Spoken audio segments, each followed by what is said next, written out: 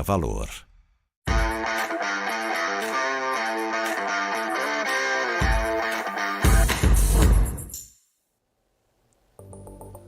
Uma ótima tarde a você que assiste ao Closing, fechamento de mercado na BMC News, o melhor fechamento de mercado da TV brasileira. Diga-se de passagem neste início de programa, para a gente já começar este finalzinho de sexta-feira com o bom humor necessário para o mercado do dia de hoje. Afinal, as bolsas de valores estão em uma draga danada, todos os mercados espalhados ao redor do mundo estão no negativo. Mercado asiático e mercado europeu já encerraram as negociações, encerraram bem negativos. Mercado nos Estados Unidos também passou boa parte do dia no vermelho. Daqui a pouco a gente traz a atualização do que acontece com os principais índices norte-americanos. E aqui para o Brasil, nada de diferente. Ao longo deste nosso programa, você vai ter contato com tudo que aconteceu ao longo do dia, no cenário macroeconômico, no cenário corporativo, quais empresas estão se movimentando, lançando novas ofertas de ações, emitindo dívida no mercado financeiro brasileiro ou novas parcerias, bastante coisa nesta sexta-feira. E claro, todas as preocupações e dúvidas que o mercado financeiro entra no final de semana na cabeça. Então temos Ibovespa 0,64% de queda, 113.273 pontos. Dólar futuro, também um movimento corretivo, apesar das máximas do mercado contradizerem o que acontece no dia de hoje. Todo mundo acha que há verdades absolutas no mercado financeiro. Se o Ibovespa está para cima, pode vender dólar, que a moeda norte-americana vai estar caindo. Se o dólar estiver subindo, pode vender Ibovespa, que a bolsa vai afundar.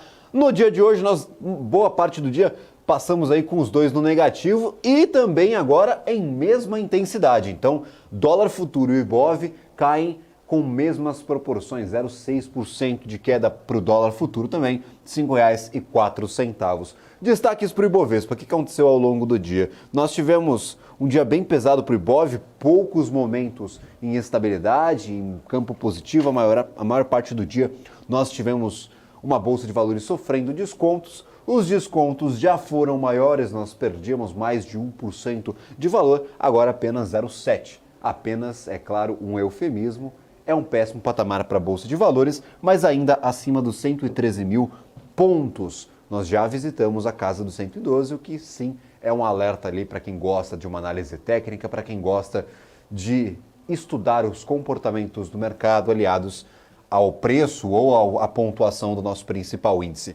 Vamos aos principais destaques positivos e negativos do dia. Temos o mercado que está aqui oscilando bastante, um dia de muita volatilidade, vencimento de opções de ações. Normalmente essas datas de vencimento de opções costumam ser um pouco mais estáveis, hoje não. Hoje nós temos a volatilidade implícita aqui do nosso Ibovespa, a volatilidade aplicada, a Bolsa de Valores abraçou a volatilidade nesta sexta-feira. CSN, Magazine Luiza e Usiminas são os ativos aqui. CSN, Magazine Luiza e Azul são os ativos mais descontados. Usiminas está ali entre os 5 ativos que mais perdem valor, junto da Bradespar. Então temos aqui a CSN tomando a primeira colocação, que era anteriormente de Magazine Luiza. O setor de varejo sofreu bastante durante esta semana. Daqui a pouco eu trago alguns destaques, porque tem empresas no positivo, tem empresas no negativo. O próprio Grupo Casas Bahia, que sofreu muito nos últimos meses, está ganhando valor no dia de hoje.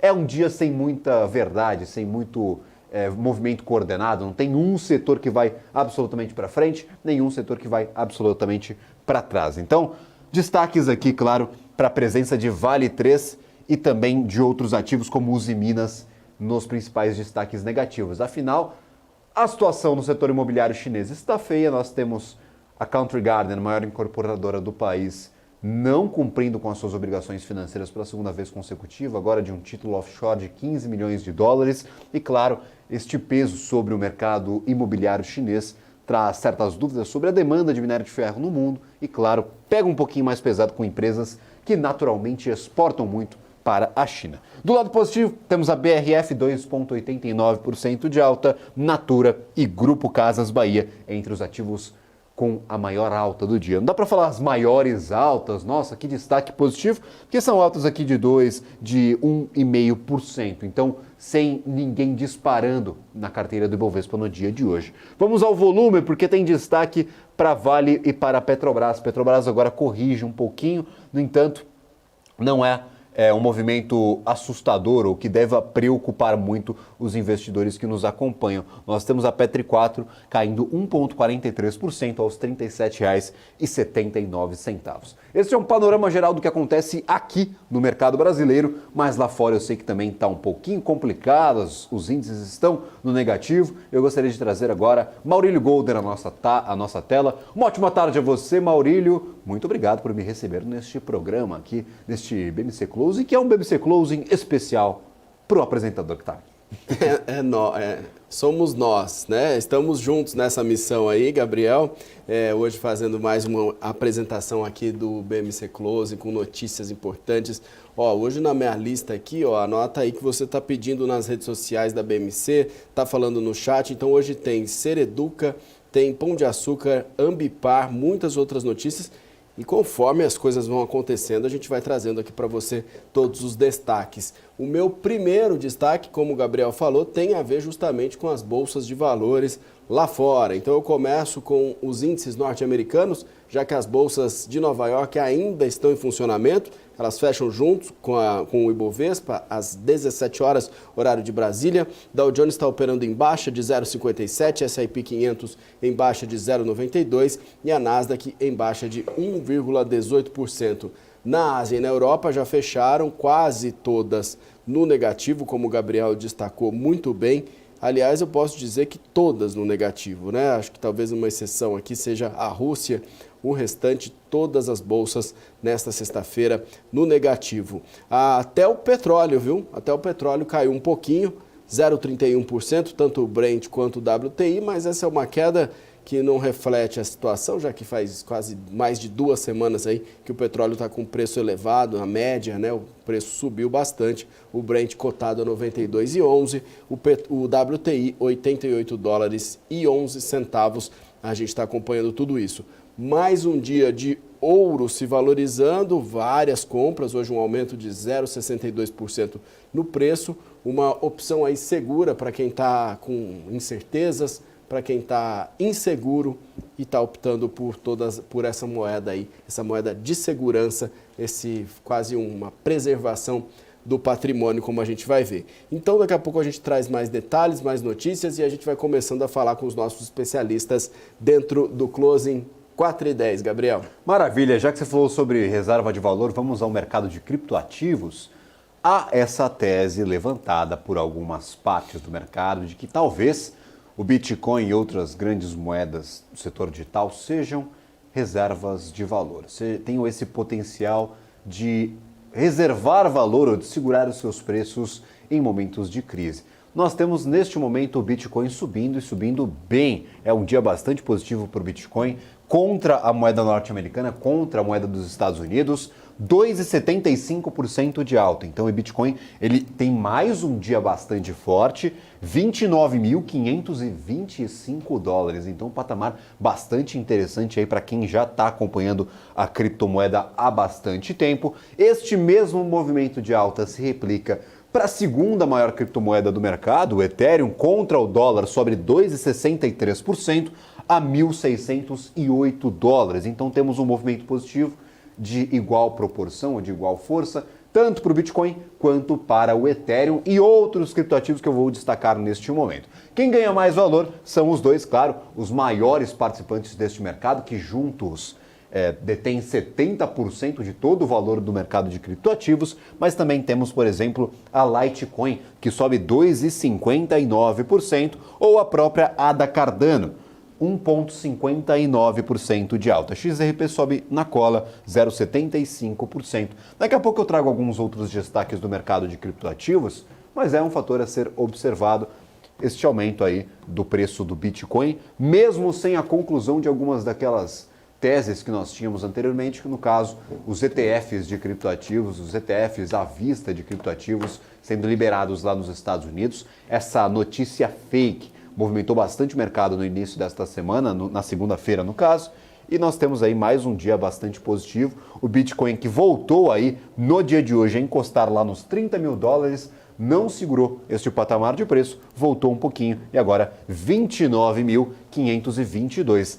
está galgando aos poucos aí algumas posições. Estava nos 27, foi aos 28, agora 29, já encostou 2 vezes no patamar de 30 mil dólares neste curto espaço de tempo, apenas nesta semana, Maurílio.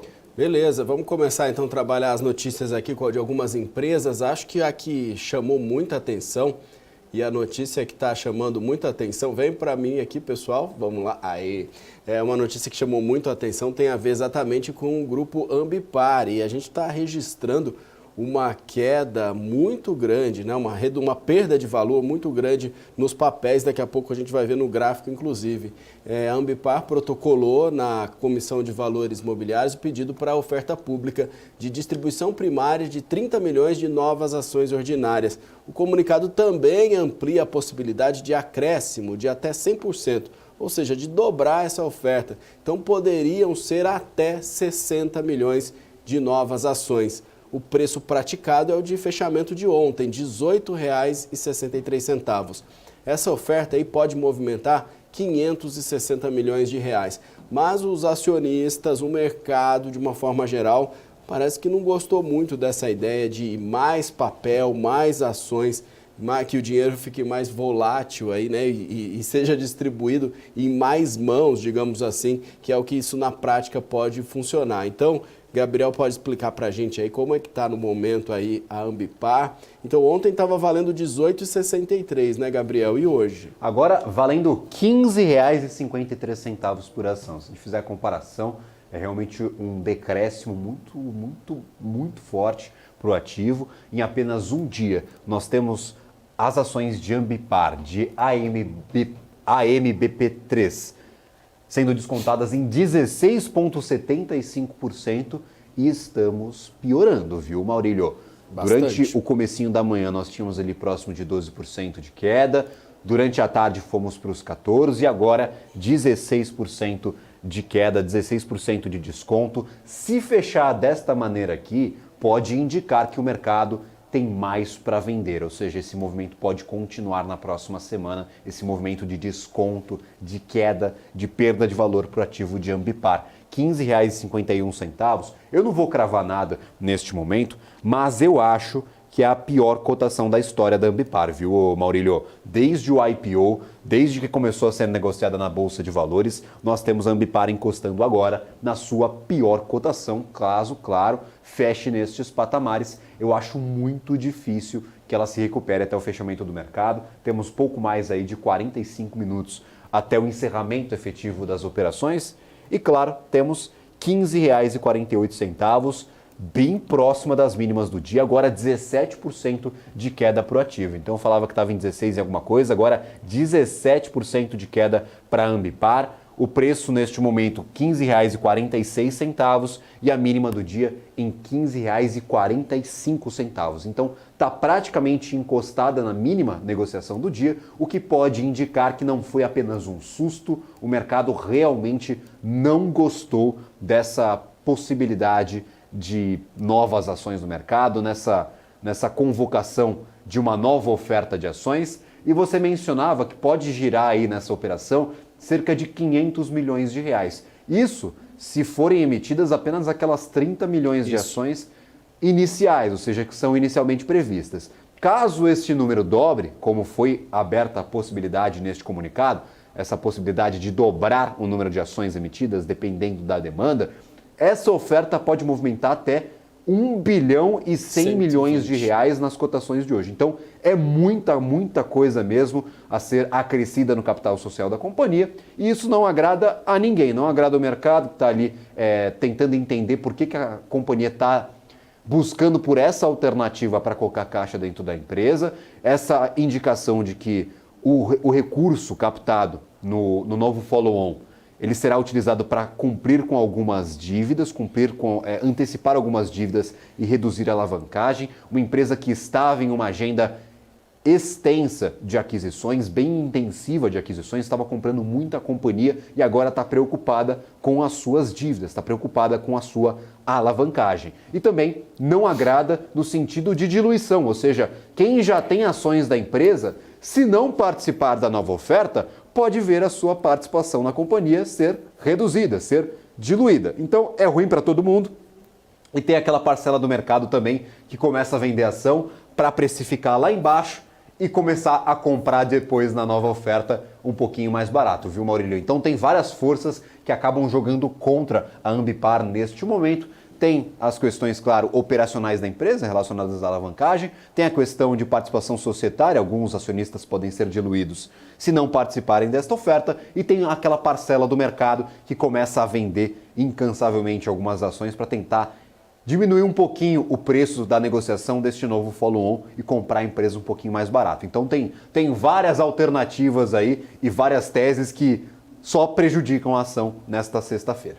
Pode deixar a janela aí com o Gabriel, porque é o seguinte, eu estava vendo aqui, Gabriel, também, é a questão do volume, né, da quantidade de papel negociado. E aí chamou a atenção também aqui, ó, nesse momento a gente está batendo um volume movimentado aí de 94 bilhões de reais.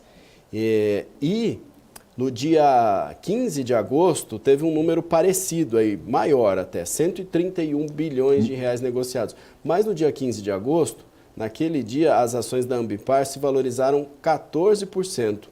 Então, uma situação bem diferente. Naquele dia, em agosto, elas chegaram a bater nos R$ 24, um volume de negociação também muito alto, e hoje perdendo valor aí, agora valendo R$ 15,47.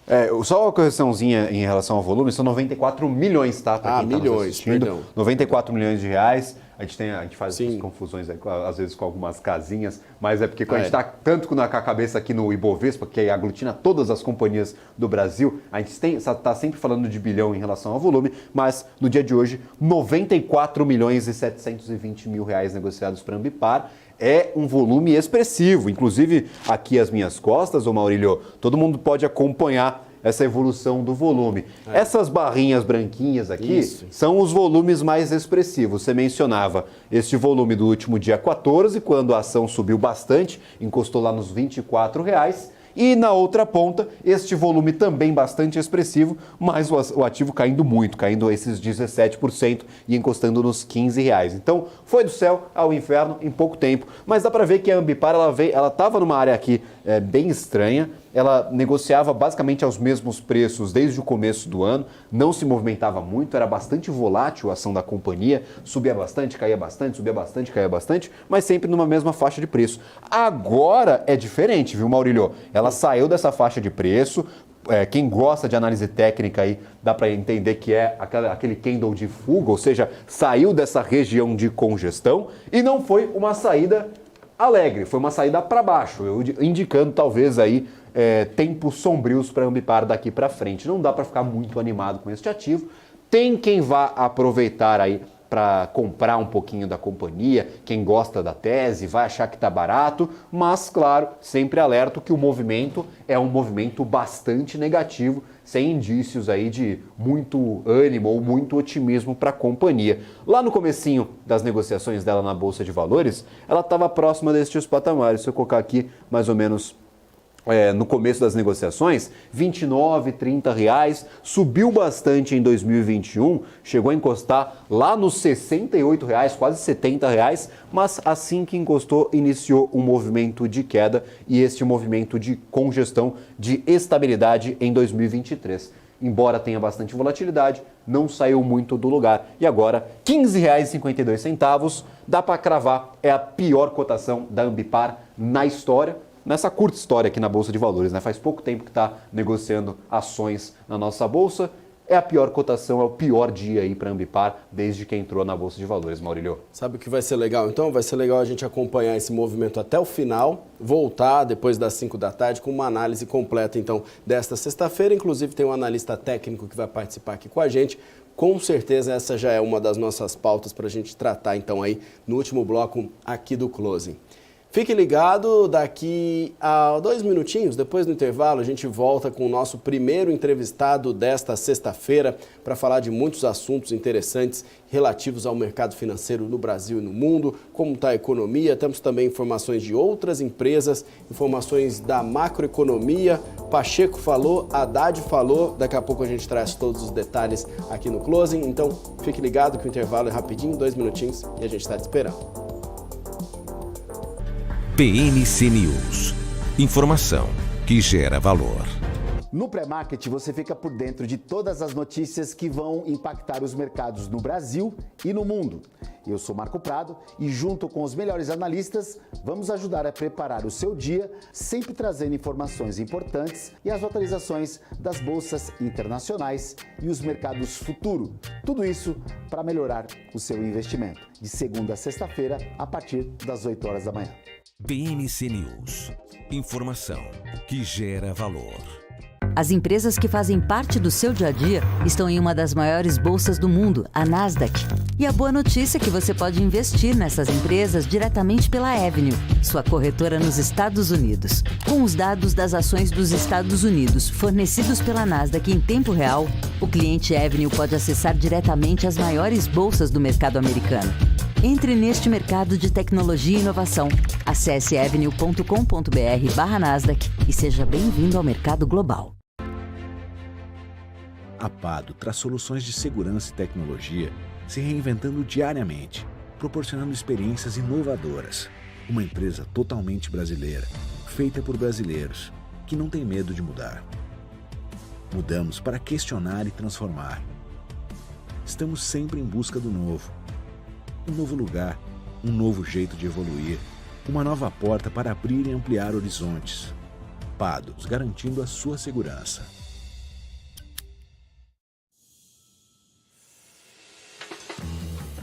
Eu sempre busquei a excelência.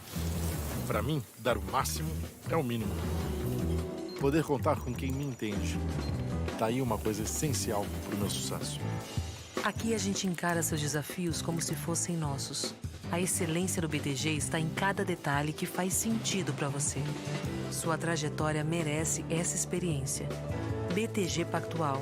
Dê um BTG na sua vida. BMC News. Informação que gera valor.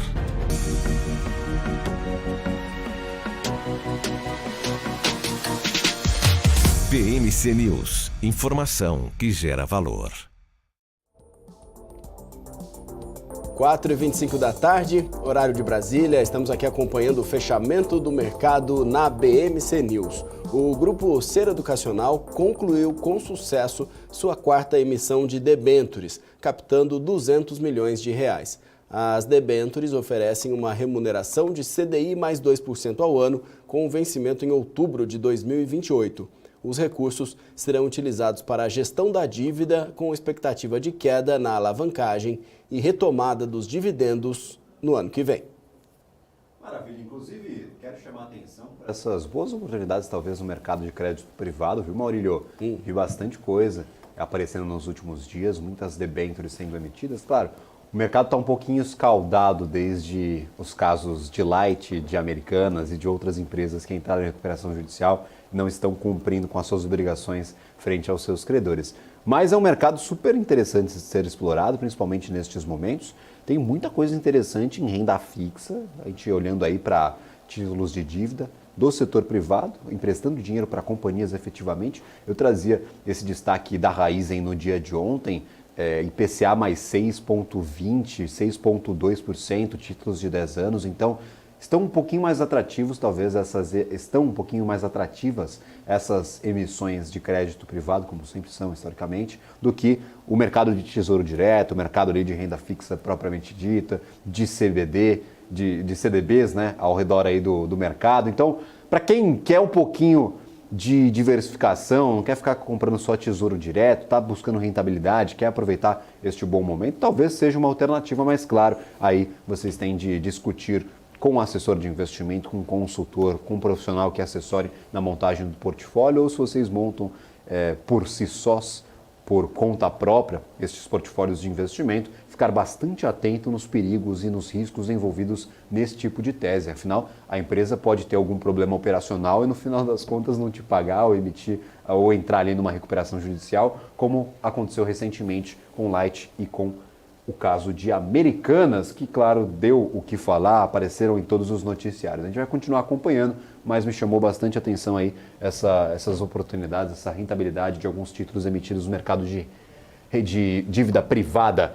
Vamos aqui ao Ibovespa, uma pequena atualização, 0,73% de queda, 174 mil pontos. E o dólar futuro está basicamente com o mesmo padrão, 0,66% de queda, volta aos R$ 5,04, mas já é a terceira, quarta vez que eu comento este dólar nos R$ 5,04. Desde que atingiu basicamente este patamar, não sai do lugar. Ora um pouquinho para cima, ora um pouquinho para baixo. Esses aqui são os candles de um dia. Então, cada dia ele fez esse movimento um pouquinho mais contido. Dá para ver que o dólar não saiu muito do lugar desde o começo deste mês.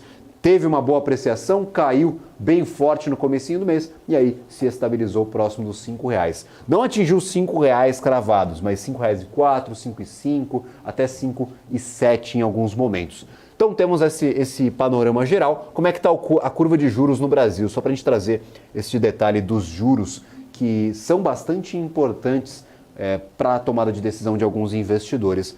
Todos os DIs, tanto na ponta curta quanto na ponta longa, estão sendo descontados, viu, Maurílio? Inclusive, para 2025, nós temos um desconto bem relevante de mais de 2%. 2026 replica este mesmo movimento. 2027, 2,46% de queda para os DIs futuros. E aqui, lá até 2033, nós temos descontos superiores a 1%. Então hoje o mercado dá uma bela de uma desestressada, talvez seguindo este afrouxamento da rentabilidade dos títulos lá nos Estados Unidos. Afinal, a T10, a Treasury de 10 anos, o título de dívida nos Estados Unidos de 10 anos, está neste momento negociado a 4,92% de rentabilidade. É um patamar muito alto, se a gente comparar com algumas semanas ou meses anteriores, mas na comparação com ontem já é bem melhor. Ontem, esses títulos de 10 anos encostaram nos 4,99% de rentabilidade e quase beijaram ali os 5% de rentabilidade. Então temos sim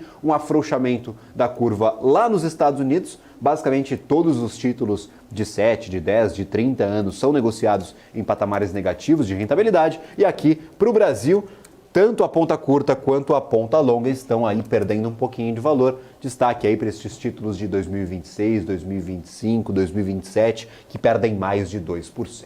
E agora vamos à nossa primeira entrevista de hoje, tentando caçar algumas oportunidades neste mercado que está engolindo um sabor amargo nessas últimas semanas, está sentindo aí estes temores com guerra no Oriente Médio, com a economia dos Estados Unidos tendo problemas estruturais, inclusive relacionados ao seu cenário fiscal. A China, que tem problemas para crescer, principalmente motivados ali pelo setor imobiliário, que está passando por uma crise. Todas essas crises geram uma instabilidade no mercado e talvez algumas oportunidades apareçam. E eu quero conversar com Carlos Herrera, estrategista-chefe da Condor Insider, sobre justamente isso. Carlos, muito obrigado pela participação. É sempre um prazer recebê-lo por aqui. Oi, muito obrigado pelo convite. Maravilha. Carlos, eu queria só um apanhado geral aí, uma visão geral de você, que é um investidor que costumeiramente gosta talvez destes momentos ou busca oportunidades justamente nestes momentos. Nós temos uma tese clássica no mercado, que é aquela do value investing, aproveitar talvez momentos de crise, momentos ruins, para buscar boas alternativas, buscar boas empresas, buscar boas alternativas de investimento. Você enxerga agora como um momento de oportunidades ou ainda há muitos riscos que motivam o investidor a dar 3 passos atrás e não colocar o pezinho no mercado financeiro neste momento? Como é que está a tua visão? Como que você está enxergando essa Bolsa de Valores nos últimos dias, semanas, até nos últimos 2 meses, que a gente teve alguns descontos bem relevantes? Olha, eu olho com muito carinho para o setor de microcaps, para as empresas menores da bolsa, e aí você tem algo que é bem legal, que são empresas que dependem do mercado interno, elas são muito mais dependentes do mercado interno do que o índice, do que Ibovespa, mas muitas delas têm algum gatilho ou algum fator que faz destravar valor, mas que depende delas mesmo, ou de algum processo específico. Então,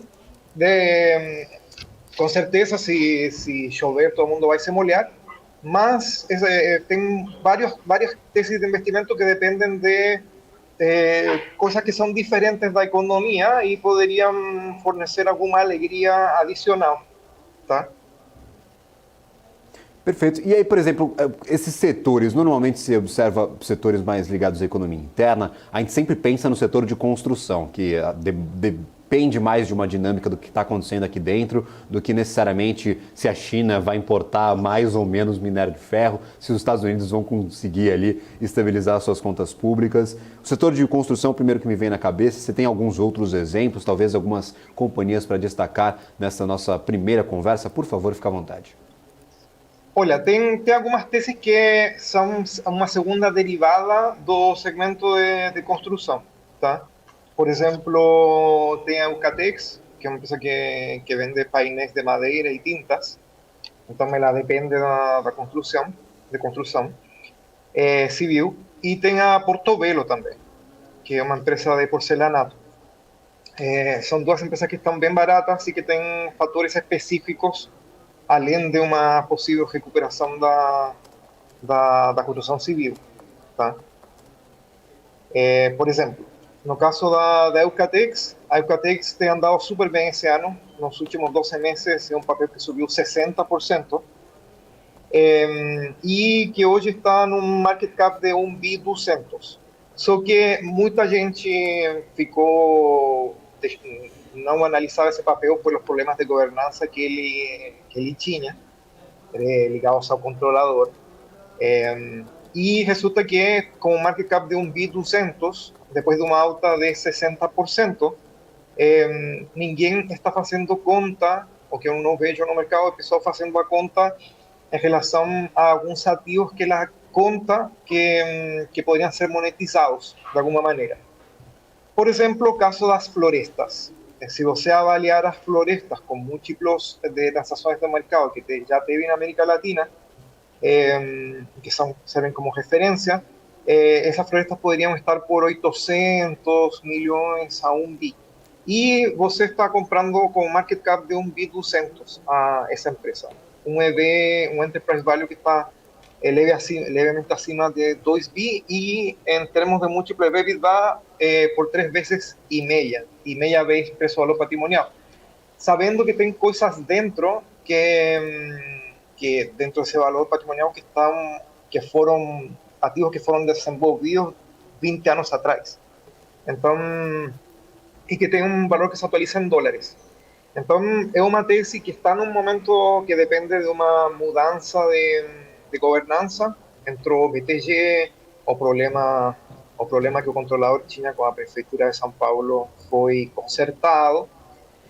E agora, em algum momento, a empresa poderia alongar dívida, baixar o custo de financiamento, de endividamento,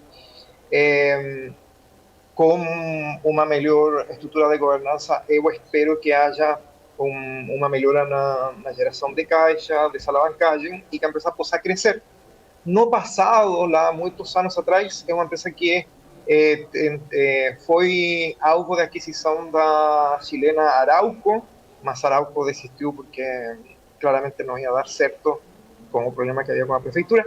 E a empresa também tentou comprar a Portobello na época, e aí foi um problema de valuation, tá? Mas é uma empresa que poderia fazer muita coisa agora que teve esse problema de governança consertado.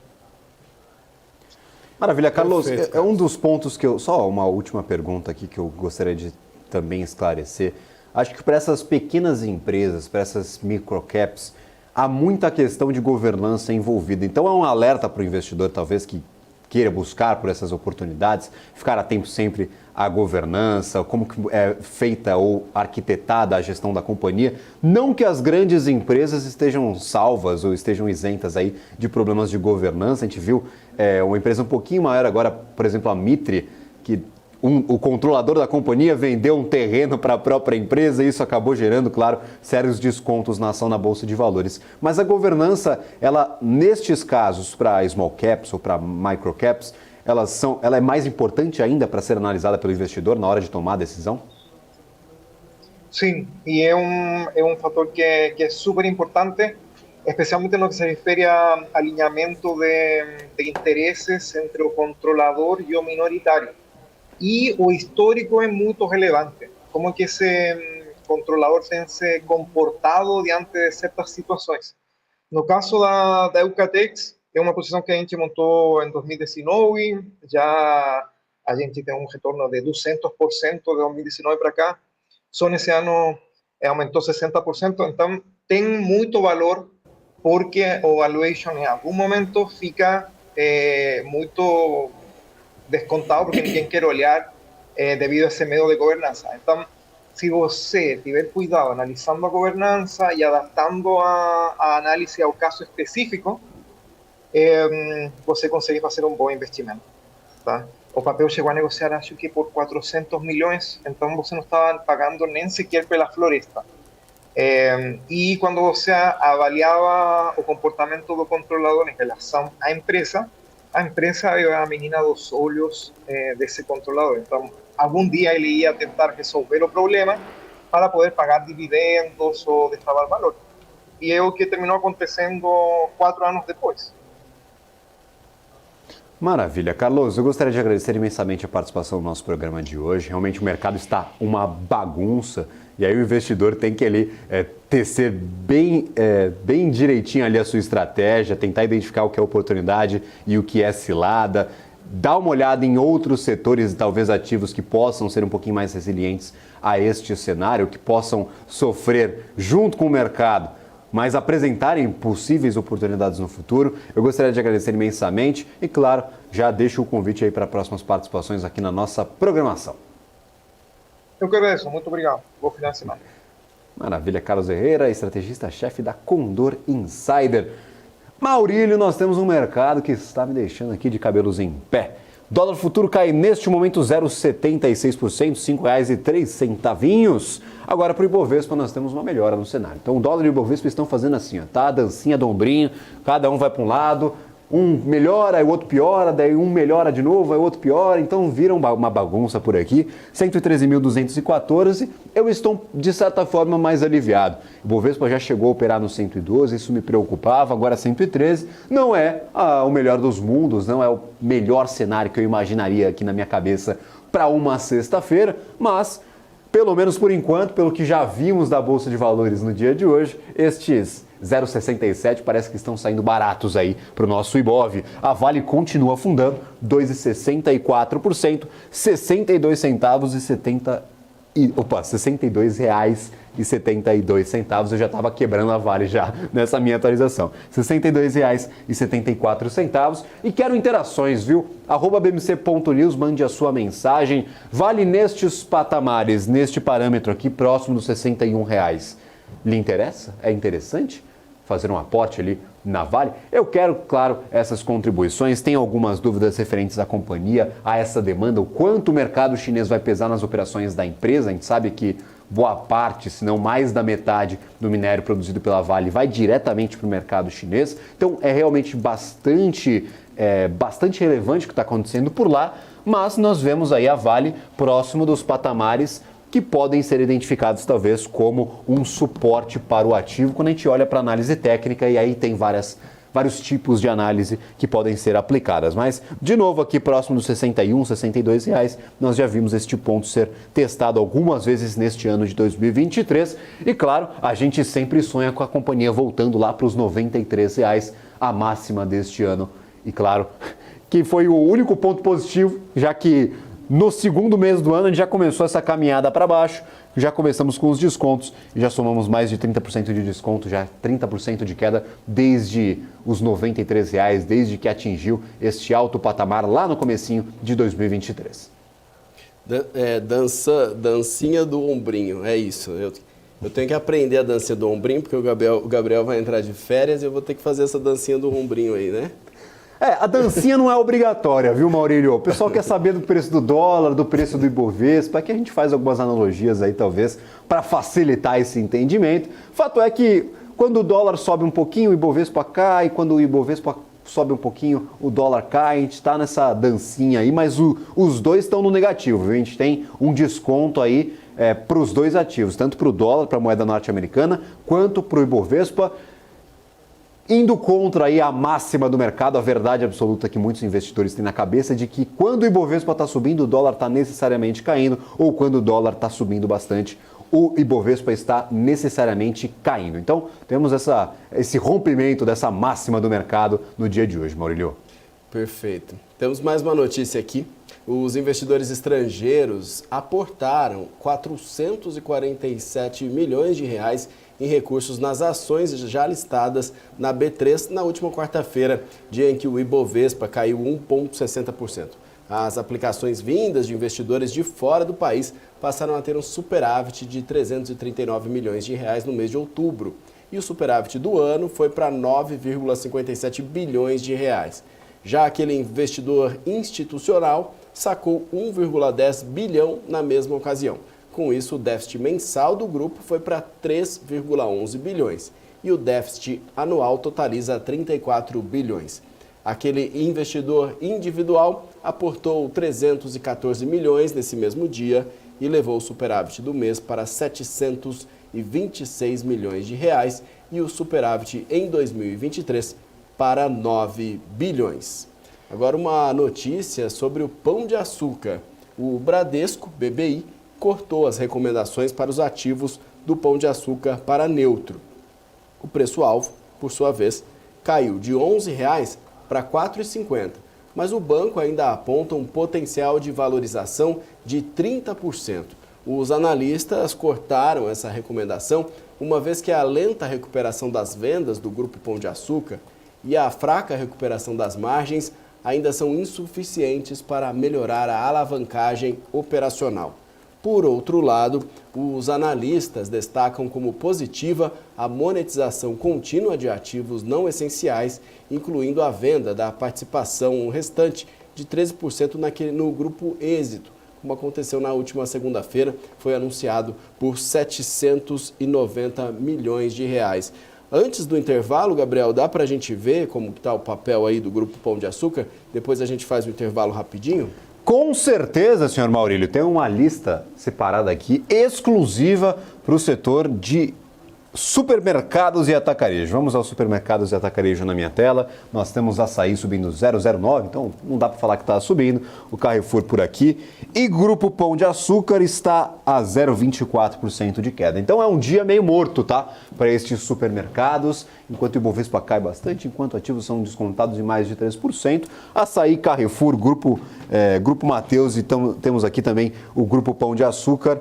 Estão basicamente em estabilidade, não tem muito assunto para falar sobre essas companhias, pelo menos olhando para a ação, pelo menos olhando para a cotação desses ativos. Mas, no entanto, todavia, se a gente esticar um pouquinho, eu vou ser até maldoso com esses ativos, viu, Maurílio? Vamos ver como é que está o 2023 destes supermercados? Se a gente vier Meu Deus do céu, se a gente vier para a oscilação anual destes ativos, nós temos Açaí caindo 43%, Carrefour caindo 38%, Grupo Mateus está até em estabilidade, 3,48%, nós temos Grupo Pão de Açúcar a R$ 20,00, 4,51% de alta. Então nós temos Grupo Pão de Açúcar sendo um pouquinho aí beneficiado neste 2023, apesar de, claro, nos últimos 2 anos, ter visto patamares muito elevados para os seus ativos. Lá em 2021, mesmo momento em que o varejo estava muito apreciado, quando Magazine Luiza atingiu seus R$ 25,00 por ação, essas companhias aqui eram negociadas a patamares muito mais elevados do que vemos hoje. Se eu tirar aqui e colocar, por exemplo, no Grupo Pão de Açúcar, que é o tema da nossa discussão de hoje, vou esticar aqui o Grupo Pão de Açúcar e puxar esse nosso gráfico lá para trás, se a gente conseguir trazer, claro, os últimos meses e até os anos de 2021 e 2022. Vou esticar esse meu gráfico, vou puxar todo mundo para trás. O meu touch aqui, ele não está funcionando não, viu, Maurílio? Daqui a pouco eu falo um pouquinho sobre o movimento de Grupo Pão de Açúcar, mas eu tenho outra notícia para falar também sobre GPA.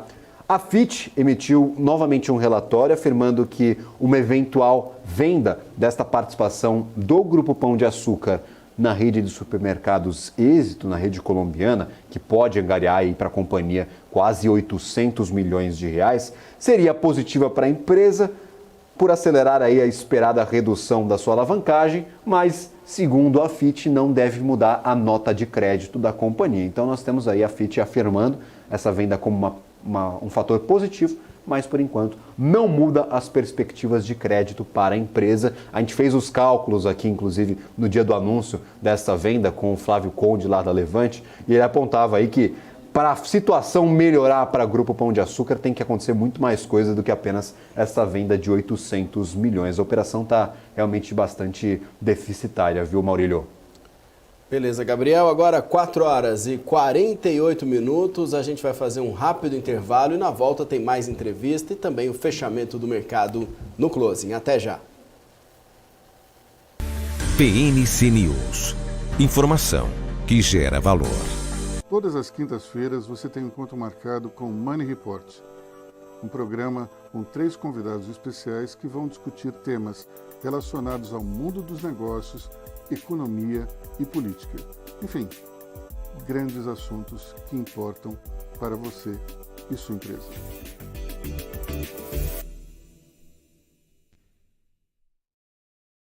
Conheça a Brasil Paralelo, o único streaming que oferece uma experiência completa, que começa antes de cada filme com a sinopse em vídeo e continua depois que os filmes acabam com as análises e podcasts sobre o que acabou de assistir. Somos o grupo de comunicação que produziu Brasil, a Última Cruzada, a série de história que mudou a forma do brasileiro olhar para o seu passado. Junte-se às mais de 600 mil famílias que assinam a BP. Entre no site brasilparalelo.com e faça sua assinatura. EQI Investimentos. O parceiro que me orienta na hora de investir e que me dá autonomia para conquistar meus objetivos. E você, que tal começar a investir nas suas escolhas? EQI Investimentos. Invista em suas escolhas. Mercado de capitais. O motor dos negócios no mundo. Há 20 anos, a Capital Aberto vive esse universo, informando e formando você. Agora começa um novo capítulo. Uma capital mais dinâmica, assertiva e completa. Notícias, análises, entrevistas, cursos. Em um mundo generalista, somos especialistas. Conteúdo e formação feitos do mercado para o mercado. Capital Aberto, feita de dentro. Regenerar. Dar nova vida a algo. Melhorar. Restaurar. Ressignificar. Regerar. Gerar outra vez. Nós existimos para regenerar. Regenerar o planeta A. Porque não existe planeta B. Ambipar. A líder em gestão ambiental. PNC News. Informação que gera valor.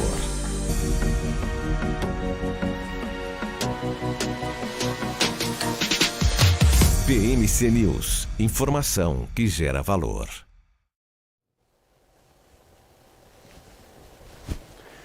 Maravilha, estamos de volta ao close em fechamento de mercado na BMC News e vamos, claro, trazendo aqui essas atualizações. Eu sempre vou ficar dando as dicas do que está acontecendo com o Ibovespa. 0,76% de queda, 113.135 pontos. O dólar futuro também em patamar negativo, 0,70% de queda para a moeda nos Estados Unidos. Vamos dar uma olhada aqui também nas cotações das principais moedas do mundo. O que acontece com o dólar no dia de hoje? Temos um movimento dividido. Alguns ativos se beneficiando, alguns ativos perdendo um pouquinho de valor. Não dá para cravar aí o movimento para o dólar, mas dá para ver que tem muito mais moeda relevante do nosso lado positivo aqui do que do lado negativo. Quem perde valor frente ao dólar hoje? Nós temos o franco suíço, o ien japonês, o dólar australiano e o dólar da Nova Zelândia. O restante está todo mundo no positivo. Um pouquinho menos, um pouquinho mais, depende do ativo. O rublo russo salta 1,44% e o real brasileiro 0,62%, a segunda moeda mais valorizada, mais apreciada deste ranking de 22 moedas fiduciárias que nós acompanhamos por aqui. O peso mexicano vem logo em seguida. Agora voltamos à normalidade do peso e o real brasileiro talvez caminhando aí próximos um do outro. 0,45% de alta para o peso mexicano, a libra esterlina também 0,17% e o yuan chinês 0,1% de alta. Então esse é o cenário para o dólar nesta sexta-feira e temos aqui a variação anual aberta no meu mapa, mas vamos à variação diária para atualizar os ativos mais descontados e os mais apreciados do dia. Magalu, Magazine Luiza, 1,55%, R$ 1,55, 3,73% de queda. É aquela dança do bambu, ô Maurílio. Bambu. Até onde você desce, e a Magazine Luiza está lá. Está descendo, está provando para o mercado que ela consegue descer cada vez mais. Então, 4,35% de queda, R$ 1,55. Eu vou falar de novo, esse ativo já foi negociado há 2 anos atrás por R$ 25,00 por ação, viu, Maurílio? Perfeito. Gabriel, obrigado pela sua introdução aí, porque agora a gente vai ter mais um entrevistado participando aqui do nosso closing, que é justamente o Luiz Nuin, analista de investimentos. Oi, Luiz, bem-vindo, viu? Boa tarde para você. Boa tarde, Maurílio. Boa tarde, Gabriel. Obrigado pela oportunidade novamente de falar, justamente depois do Gabriel falar de Magazine Luiza, que é um papel, é uma rocha, né? Não sobe nem por reza braba.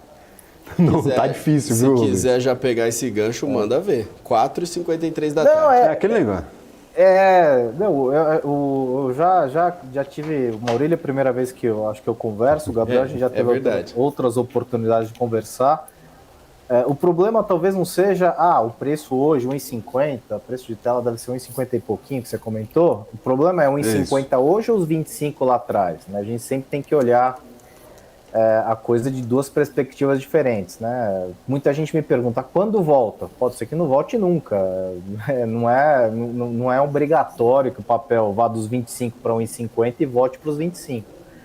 Eu acho que aí é um grande erro, entre aspas, de precificação lá atrás, porque você tinha um excedente de liquidez monumental e isso faz com que você crie situações em determinados ativos que eles são bastante diferentes da realidade. É um mercado competitivo, é um mercado de margens super exprimidas, é um mercado que o cara briga por preço com o concorrente, briga no custo porque ele tem que fazer a entrega mais rápida, porque ele tem que oferecer frete grátis, que ele tem que oferecer isso, ele tem que oferecer aquilo.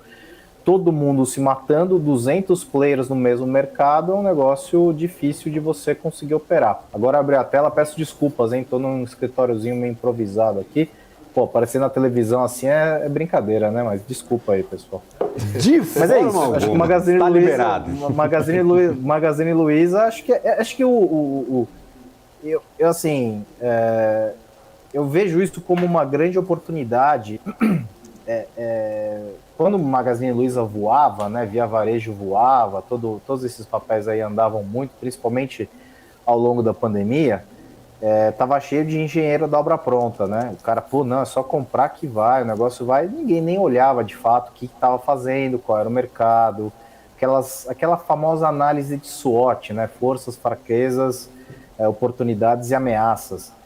Se você fizesse isso em D0, antes de você decidir montar uma posição no papel, você ia ver que a parte de ameaças e fraquezas, ela era muito mais pesada que a de oportunidades e fortalezas. Então, quer dizer, com uma análise razoavelmente simples, isso sem falar de múltiplo, né? Magazine Luiza chegou a ser negociada 300 vezes preço-lucro, que é um negócio absolutamente bizarro em termos de precificação. Mas a Amazon também negociou isso e olha onde eles estão. Tudo bem, mas a Amazon não é varejo e só varejo, né? Na verdade, o que traz mais dinheiro para a Amazon é a computação em nuvem e não efetivamente a parte de varejo, que ela é quase que por definição uma área que uma unidade de negócio que tem números muito grandes, porque é varejão, vende para o país inteiro, mas fica ali no bolso do cara efetivamente 2%, 3%. É a natureza do negócio. Acho que serviu para muita gente fazer, né, análise pós-mortem, né? O cara, né, tava no papel nos 20, o papel foi para 1,50, aí ele olha para trás, o que aconteceu? Na verdade, provavelmente ele vai identificar que lá atrás, sim, houve um erro na análise para precificar o papel na casa de 20, 25 reais. Luiz, tem como você fazer um panorama aí? Porque tem muita gente falando de commodities nesse momento, muita gente de olho no petróleo, Venezuela aí voltando ao cenário, apostas de todo lado, se ela vai conseguir produzir em grande quantidade ou não, mais gente dizendo que ainda é cedo para contar com esse estoque.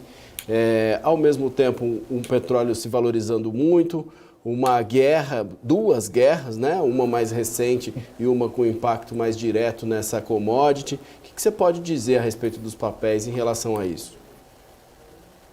Olha, Maurílio, a minha primeira formação como analista, né, foi lá em 2008, quando eu comecei no mercado. Aí eu já falo um pouco da minha idade, tá? Então, assim, por sorte eu não estou no mercado de 2019 para frente, 2018, que só pegou porrada, e aí acho que é para sempre para cima, né? Eu comecei acompanhando justamente commodities, né? Só para você ter uma ideia, a Vale, né, uma das empresas que eu acompanhava lá atrás, a Vale fazia a precificação do minério de ferro anualmente. Então ela se encontrava com os clientes no mês de abril, fechava contrato anual de fornecimento e preço, e aquele contrato ia valer até o final daquele ano, que ia ser renovado em abril do ano seguinte. Depois de crise de 2008, a coisa degringolou, virou preço trimestral, virou preço mensal. Resumo da ópera. Eu acho que commodities no geral, principalmente nesses momentos de tensão, né, agora a gente está, como você comentou, né, tem uma guerra que nunca ninguém... É engraçado que na época que estourou a guerra na Rússia, né, Ucrânia e Rússia, todo mundo, não, vai durar pouquinho, cheio de especialista para tudo quanto é lado, o cara não tinha mais quem colocar na frente da televisão para falar, e, né, especialistas, igual queda de avião, aparece especialista em segurança de tudo quanto é canto. A guerra está aí, ninguém sabe exatamente em que pé que está, um lado fala uma coisa, outro lado fala outra, começa essa aí poucas semanas atrás, né, talvez um pouco mais de uma semana atrás. Momentos conflituosos como esse, eu acho que eles são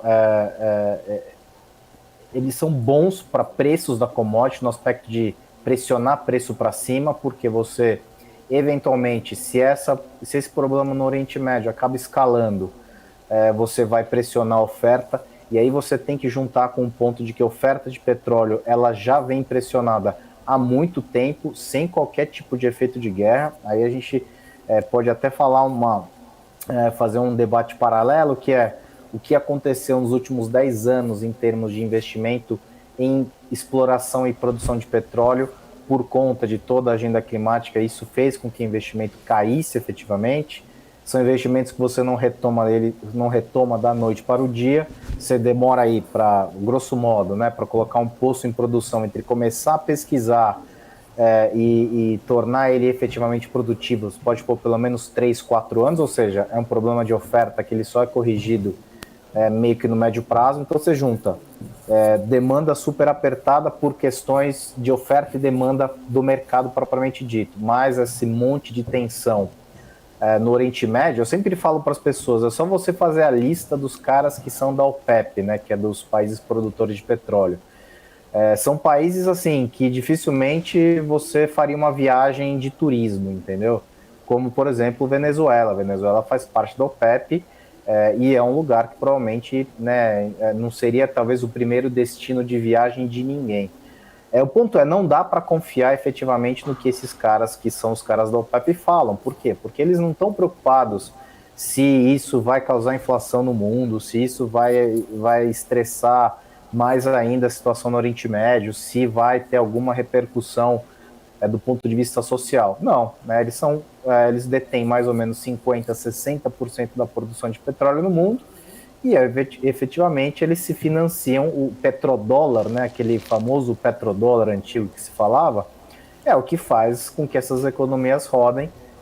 Essa história da Venezuela e Estados Unidos aí, talvez se reaproximando, é um movimento, para mim, claro, de um governo americano, por exemplo, que sabe que Venezuela, por ser um grande player dentro do mercado, tem bastante relevância, e eu sou dos que acredita que as coisas devem estar tão sucateadas na Venezuela que eu acho difícil. Ele tem muita reserva, mas produção de fato, eu acho que para ele chegar num ritmo de produção parecido com o país do Oriente Médio, ele vai gastar muito tempo e vai gastar muito dinheiro, e aí a gente sabe como é que funciona um governo bastante ditatorial na Venezuela. Então, assim, tanta tensão, tanta confusão para tudo quanto é lado, que esses problemas, o que acontece é que eles não estão se dissipando, né? A gente está simplesmente amontoando mais problemas em cima de problemas em cima de problemas. A gente está transformando muita coisa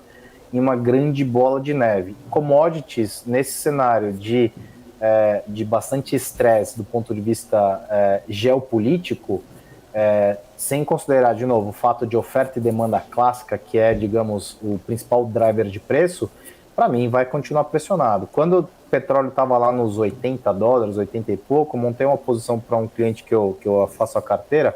Mas está todo mundo falando que vai desacelerar por causa disso, aí eu vou usar uma frase que minha mãe falava, né? Você não é todo mundo, né? Você vai pedir alguma coisa para sua mãe, fala, pô mãe, mas todo mundo está fazendo. Aí ela fala, você não é todo mundo.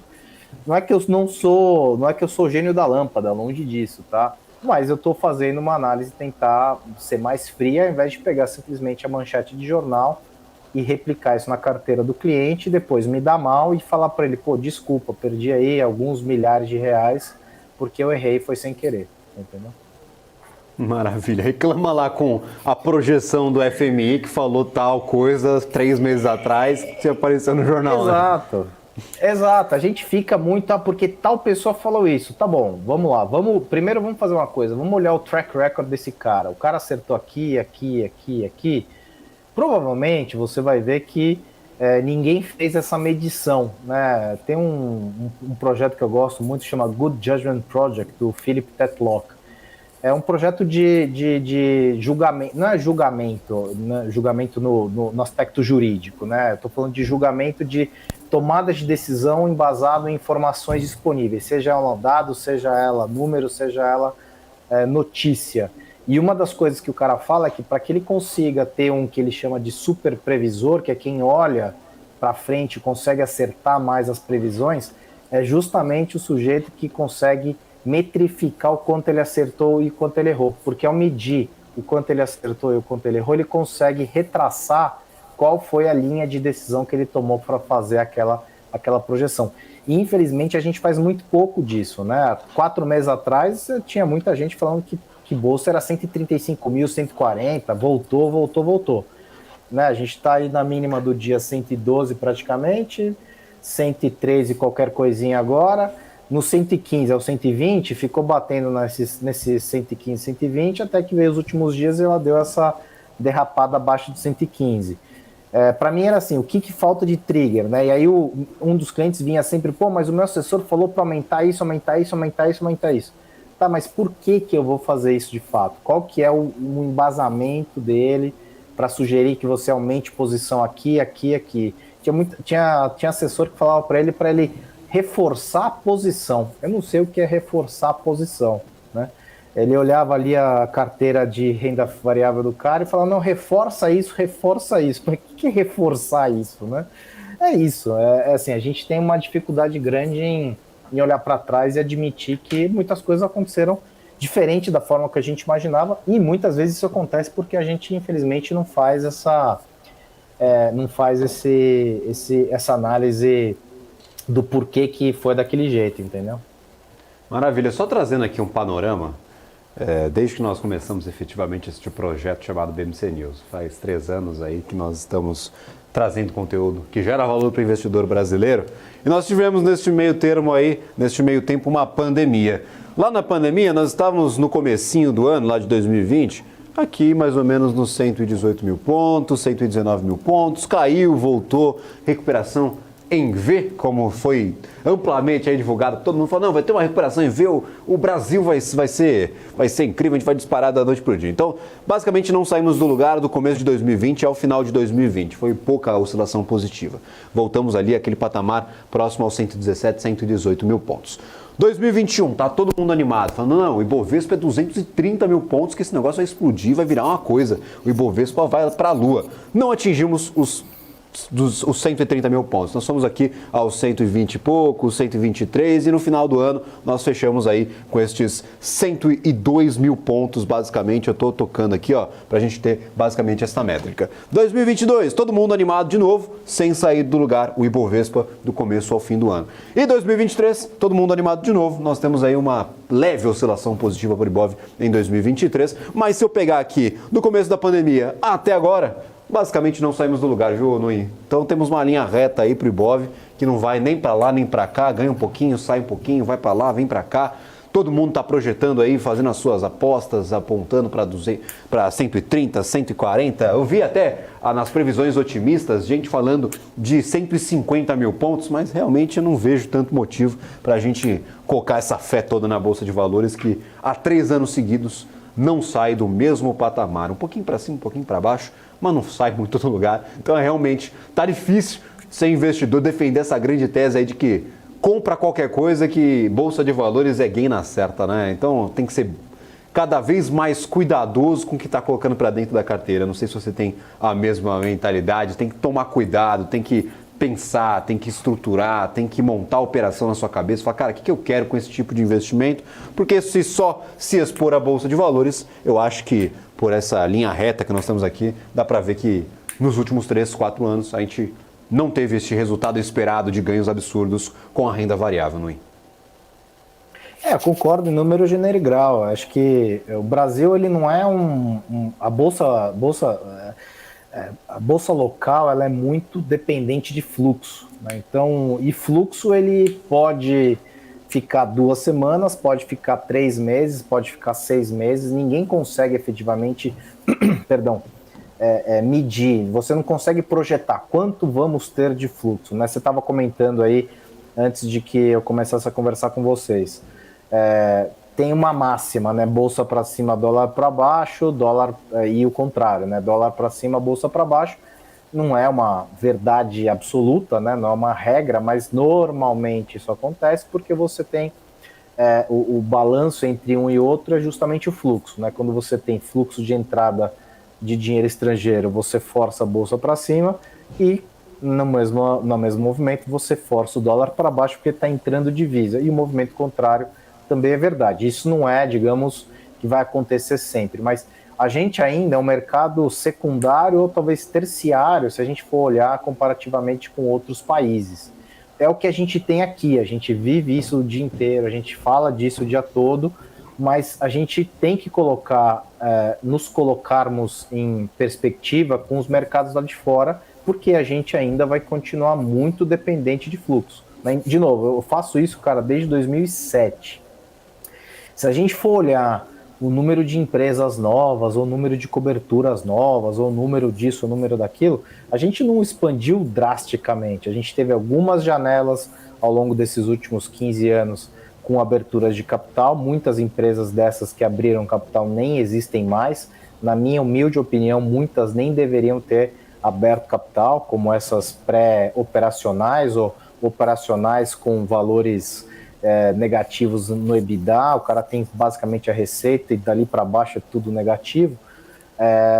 Eu acho que a gente acabou surfando muito todo esse fluxo, e aí a gente tem que voltar a falar, né, do movimento do Banco Central de jogar juros no Brasil a 2%. Basicamente, o que forçou a Bolsa para cima nos últimos 4 anos, mesmo com essa linha reta, se a gente olhar esse período de tempo que eu comentei, você teve momentos chegou no 130, veio lá para os 100, foi para os 80 e qualquer coisa lá na pandemia. Então, em alguns momentos curtos, você consegue efetivamente ganhar dinheiro, ganhar mais dinheiro, né? Mas você tem que acertar o fundo, né? O ponto mais fundo e o ponto mais alto. E aí a chance de você errar nisso é enorme. Então, para mim, o conselho é justamente o que você comentou, Gabriel. Saiba o que você está fazendo, cara.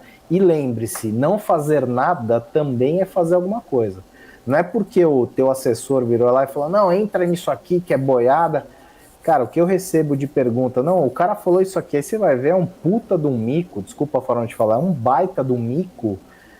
Mas aí tem aqueles incentivos meio obscuros aí, né, que a gente sabe bem como é que eles acontecem, e acabam fazendo muita gente dar tiro em água, né? Infelizmente, cair um pouco no conto do vigário, né? Então, assim, conselho número 1 é saiba efetivamente o que você está fazendo, defina a tua tese para você depois, lá na frente, se ela deu certo ou deu errado, conseguir efetivamente medir o porquê que você acertou e porquê que você errou. Porque se você não faz essa trilha, você vai ficar mais uma vez vendido, e a chance de você acertar na próxima também ela não vai ser maior do que na vez anterior, entendeu? Perfeito. Luiz, eu também queria, só para a gente fechar um pouco essa nossa conversa ainda, repercutir essa questão de hoje, né, desse anúncio da queda do valor da gasolina na Petrobras. A gente viu um levantamento recente sobre a defasagem dos valores e o Brasil está bem ok com o que está no mercado aí em relação a preço de gasolina e tudo. Você vê um impacto mais adiante nisso, em Petrobras ou até em outros papéis de outras companhias? Ou você acha que isso aí vai ter muito mais impacto no controle da inflação e no dia a dia do que exatamente na Bolsa de Valores? Eu acho que tem mais impacto nesse segundo item que você comentou, muito mais em inflação do que na Bolsa. Petrobras, antes de começar aqui, eu falei, se eles comentarem de Petrobras, eu vou trazer esse número que não é nada de especial, 65% year to date. Pô, 65% year to date. Lá atrás, quando teve a eleição, pós-eleição, né, os profetas do apocalipse falavam, nossa, porque agora vai virar isso, vai virar aquilo. Eu falava para algumas pessoas naquela época, eu falava, olha, eu nunca vou ser político e nem pretendo me candidatar a absolutamente nada, mas se eu fosse, eu não mexeria na Petrobras. Petróleo do jeito que está, empresa saneadinha, depois de 2017 para frente a coisa entrou nos trilhos. Aquilo ali é uma galinha dos ovos de ouro, né? Para que você vai mexer naquilo para controlar a inflação, sendo que na mão do governo ele tem tanta coisa que ele pode fazer e normalmente ele faz, né? Tira aquela carta da manga maravilhosa que, né, dá mais um choque de credibilidade, ninguém confia mais no governo. Deixa a Petrobras de canto ali, deixa ela fazendo dela, dá uma mexida nessa história dos aumentos e das reduções de preço para não ter tanto impacto assim na inflação, como acontecia de aumentou hoje, aumenta amanhã, aumentou hoje, aumenta amanhã.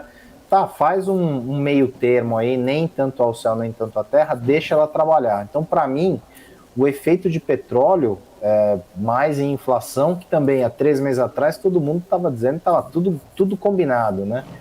Aquela frase do Garrincha que ninguém consegue confirmar, né?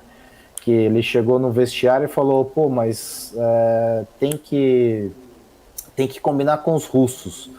Falta o mercado combinar com alguns russos aí e outras nacionalidades também, porque há pouco tempo atrás, não, agora a inflação é para baixo, tranquilo, vai que vai, em linha reta. As coisas não acontecem em linha reta e a vida também, infelizmente, não é em linha reta. Então eu acho que o efeito maior de petróleo, se a gente tivesse, aí eu estou falando como, não como quase acionista de Petrobras, se houvesse digamos, um risco, uma percepção de risco maior, de que o governo fosse fazer uma interferência mais clara na política de preço, o papel não estaria a R$ 37, R$ 38, né? Pouco tempo atrás muita gente falava que era o maior, participo de grupos aí, tinha gente que falava que era o maior short da Bolsa. Eu queria ver esse cara agora, se ele montou esse short ali nos R$ 30, ele deve estar bastante machucado se ele já não zerou a posição. Então acho que o efeito maior vai ser para a inflação, e aí a gente tem duas coisas nefastas para a inflação, né? A economia americana continua voando, é um negócio inacreditável aquilo, tanto que agora já tem alguns agentes falando em 6% de juros, e o cara crescendo 3%, 4% tri contra tri, que é um negócio boçal de força, aquele tamanho de economia, e isso vai continuar, digamos, fortalecendo o dólar contra outras divisas, e aí petróleo também chegando aí de volta perto dos 90, 95 dólares, são duas notícias muito ruins para a inflação. Para a empresa, e aí o primeiro ativo é Petrobras, porque é o que mais a gente conhece, eu acho que o efeito há 6 meses atrás ele era muito mais pesado do ponto de vista do que poderíamos esperar do que é hoje, dado que hoje a gente já viu que provavelmente não vamos ter tanta canetada assim na política de preços da empresa. Esse investidor aí do maior short da Bolsa de Valores é o heavy user de Airbnb, viu, o Luiz? Vai pagar aluguel pro resto da vida, que vai ter que esperar para esse negócio cair de volta. Vai ser um negócio maluco, viu? eu olhava aquilo e falava, gente, mas é o maior short da Bolsa. E aí aqueles argumentos com a profundidade de um pires, né? A empresa já foi usada como controle inflacionário, governos de esquerda. Aí você fala, gente, é panfletagem de péssima qualidade, inclusive, né? E o problema é que muita gente que é menos informada acaba caindo nisso, né? Acaba indo atrás desse tipo de recomendação, né? Porque ninguém efetivamente dá recomendação porque o cara tem ali no disclaimerzinho que aquilo não é efetivamente uma recomendação. Mas sim, ele vai ser... Assim, se ele não zerou, porque em alguma hora o cara tem que zerar esse treco, senão o cara fica chamando margem lá, e aí uma hora acaba, né? O dinheiro, infelizmente, ele é finito, né? Pelo menos o meu é finito, né? Eu não sei de outras pessoas. Luiz Nuin, muito obrigado pela participação, prazer tê-lo por aqui, viu? Volte sempre, está convidadíssimo a participar tanto do fechamento quanto de outros programas da TV. Muito obrigado mesmo pela participação neste fechamento de mercado de uma semana daquelas. Pelo amor de Deus, estou torcendo aí para que acabe e leve todo esse pessimismo embora. Obrigado, eu que agradeço a participação. Tem um cara que trabalhou comigo, ele dizia, hoje é sexta e ninguém muda isso. Bom final de semana para todo mundo. Descansar durante o final de semana aí e recuperar as energias para segunda-feira começar com tudo de novo. Maravilha. Legal, faz sentido. Obrigado, Luiz, um prazer. Até a próxima. Um abraço. O ministro da Fazenda, Fernando Haddad, concedeu mais cedo entrevista coletiva para falar da resolução da CVM para o plano de transformação ecológica. Ele também foi questionado pelos jornalistas sobre outros temas e aí aproveitou para falar várias coisas, inclusive sobre inflação. Ele afirma que está confortável, acreditando que a inflação vai ser menor dentro da banda, mas que tem que fazer o melhor para a economia brasileira. A Haddad diz ainda que troca informações com o Banco Central o tempo todo e que o corte de meio ponto em agosto se deu justamente depois dessa interação. Sobre crescimento, Haddad disse que tudo sugeria que cresceríamos em torno de 3%. E as projeções, segundo ele, estão se confirmando. Haddad ainda diz que precisa ter atenção com a atividade econômica que preocupa no momento. O ministro da Fazenda também afirma que está na reta final da reforma tributária. Daqui a pouco, Rodrigo Pacheco também falou sobre isso, daqui a pouco a gente traz esse destaque. Haddad ainda fala que todo o impacto de exceção tem que ser levado a público para que os senadores saibam o que estão votando. Então, nesse ponto, ele está se referindo a alíquotas menores ou alíquotas com desconto nessa reforma tributária. Haddad também diz que, assim que receber o texto, vai fazer uma análise do impacto das eventuais exceções, que por enquanto não conhece o texto, mas que vai calcular assim que ele for divulgado. Haddad ainda afirma que quanto mais seguro sobre o impacto de cada exceção, mais confiança vai ser possível ter na aprovação e nos efeitos para a economia brasileira a médio e longo prazo. Outra informação trazida por Haddad tem a ver com os novos diretores do Banco Central, que, segundo ele, sai nos próximos dias. Haddad está discutindo justamente com o presidente Lula os nomes que vai indicar para a diretoria do Banco Central. Ele afirmou que essa conversa com Lula vai significar uma decisão que pode ser anunciada nos próximos dias. A gente tem também a repercussão, uma fala do presidente do Senado, né, Gabriel? Rodrigo Pacheco disse que está otimista e acredita que o relator da reforma tributária, Eduardo Braga, do MDB do Amazonas, finalize o parecer até a próxima semana. A expectativa de Pacheco é que a Comissão de Constituição e Justiça faça uma sessão exclusiva para a leitura do relatório. O presidente do Senado segue confiante de que isso vai ser aprovado pelo Congresso ainda este ano e afirmou que se tiver necessidade de alguma reflexão da Câmara, é natural no processo legislativo, especialmente numa reforma dessa natureza. Agora são 17 horas e 21 minutos, Gabriel. Inclusive, Eduardo Braga contradisse aí talvez as expectativas do Pacheco, disse que vai precisar de mais tempo, viu, Maurílio? Vai tentar entregar este texto da reforma tributária lá no dia 1º de novembro, mas talvez para a data aí de 24 de outubro, esta reforma não esteja ainda pronta, pelo menos o texto da relatoria, o texto do relator, diz que vai precisar de um pouquinho mais de tempo. O relator da proposta, o Eduardo Braga, inclusive atualizando essa conversa. A gente vai para um rápido intervalo, na volta tem análise técnica por aqui e mais destaques do mercado financeiro nesta semana e no dia de hoje, nesta sexta-feira. BMC News.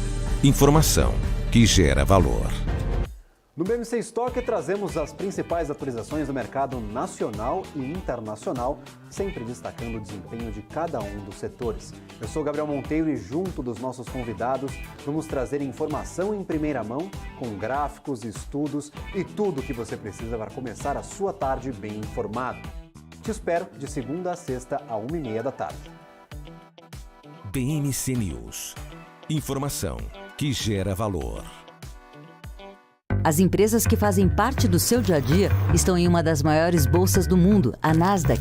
E a boa notícia é que você pode investir nessas empresas diretamente pela Avenue, sua corretora nos Estados Unidos. Com os dados das ações dos Estados Unidos fornecidos pela Nasdaq em tempo real, o cliente Avenue pode acessar diretamente as maiores bolsas do mercado americano. Entre neste mercado de tecnologia e inovação. Acesse avenue.com.br/Nasdaq e seja bem-vindo ao mercado global.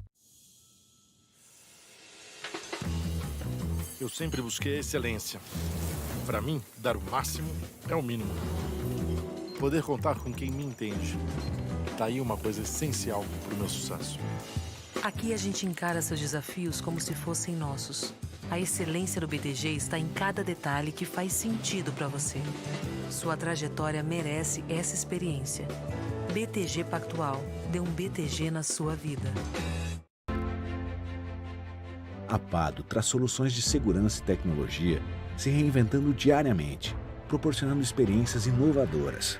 Uma empresa totalmente brasileira, feita por brasileiros, que não tem medo de mudar. Mudamos para questionar e transformar. Estamos sempre em busca do novo. Um novo lugar, um novo jeito de evoluir, uma nova porta para abrir e ampliar horizontes. Pados, garantindo a sua segurança. BMC News. Informação que gera valor.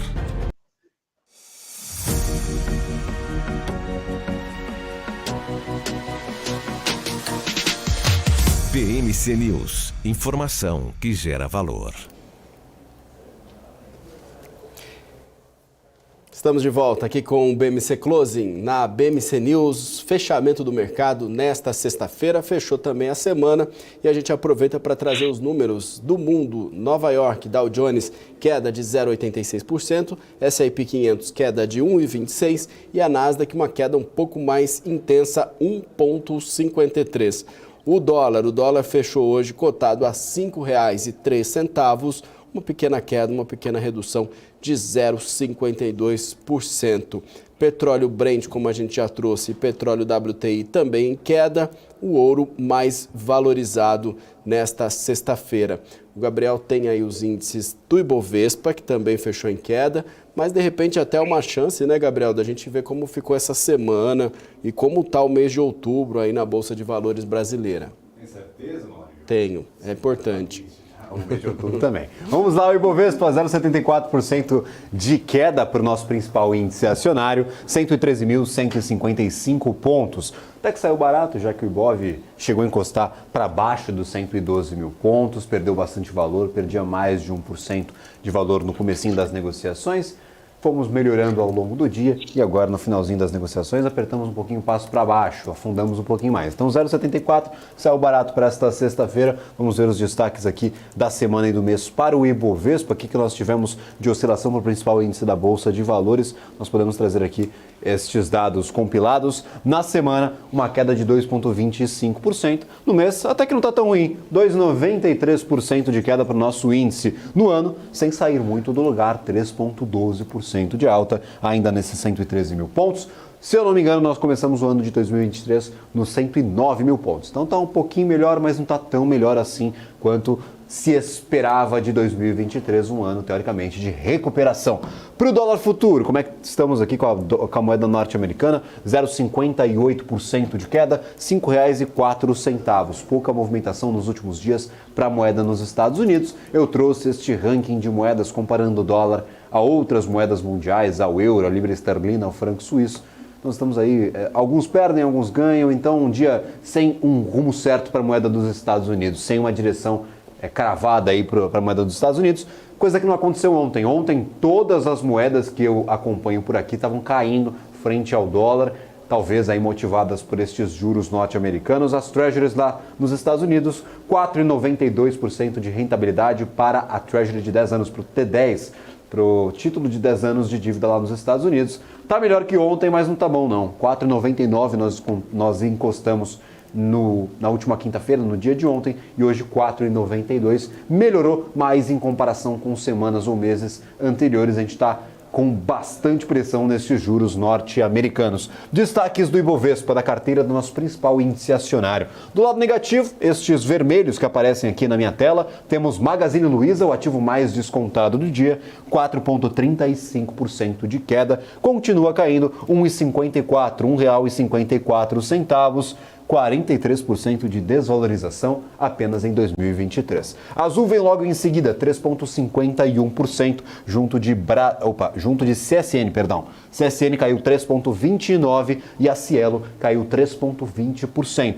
Destaques aí para o setor de siderurgia e mineração, que, influenciado por más notícias no mercado imobiliário chinês, cai durante aí 2 dias consecutivos. A Vale, em especial, volta aos R$ 62,00, R$ 62,68, uma queda de 2,70%, até que saiu barato para a Vale, que chegou a encostar nos 62 cravados, R$ 62,00 cravados aí ao longo do dia. Então, o dia foi pior, mas no finalzinho das negociações nós tivemos a Vale recuperando parte do valor. Os Minas também no negativo, 2,46, vários e diversos ativos aqui do setor de siderurgia e mineração, já mencionei anteriormente, entre os principais destaques negativos. Do campo contrário, do lado verdinho, ou seja, ativos que ganham valor nesta sexta-feira, Grupo Casas Bahia, principal destaque positivo, 4% de alta, mas deixa eu ver se chega a estabilizar o mês. Não chega, no mês ainda perde 17% e no ano nem se fala, 78,33%. Você está voltando para o mercado agora? Grupo Casas Bahia, a antiga Via Varejo, a antiguíssima Via Varejo, né? A antiga Via, que trocou de nome, inclusive trocou o ticker no mês passado. Via 3, perdendo 4%, ganhando 4% neste dia, mas no ano perde muito valor. Nós temos a BRF, 3,85% de alta para a BRF e a Natura vem em seguida, 2,96%. Então, tem ativos do setor de varejo de um lado, tem ativos do setor de varejo do outro. Magazine Luiza acho que corrige parte daquele movimento de ontem.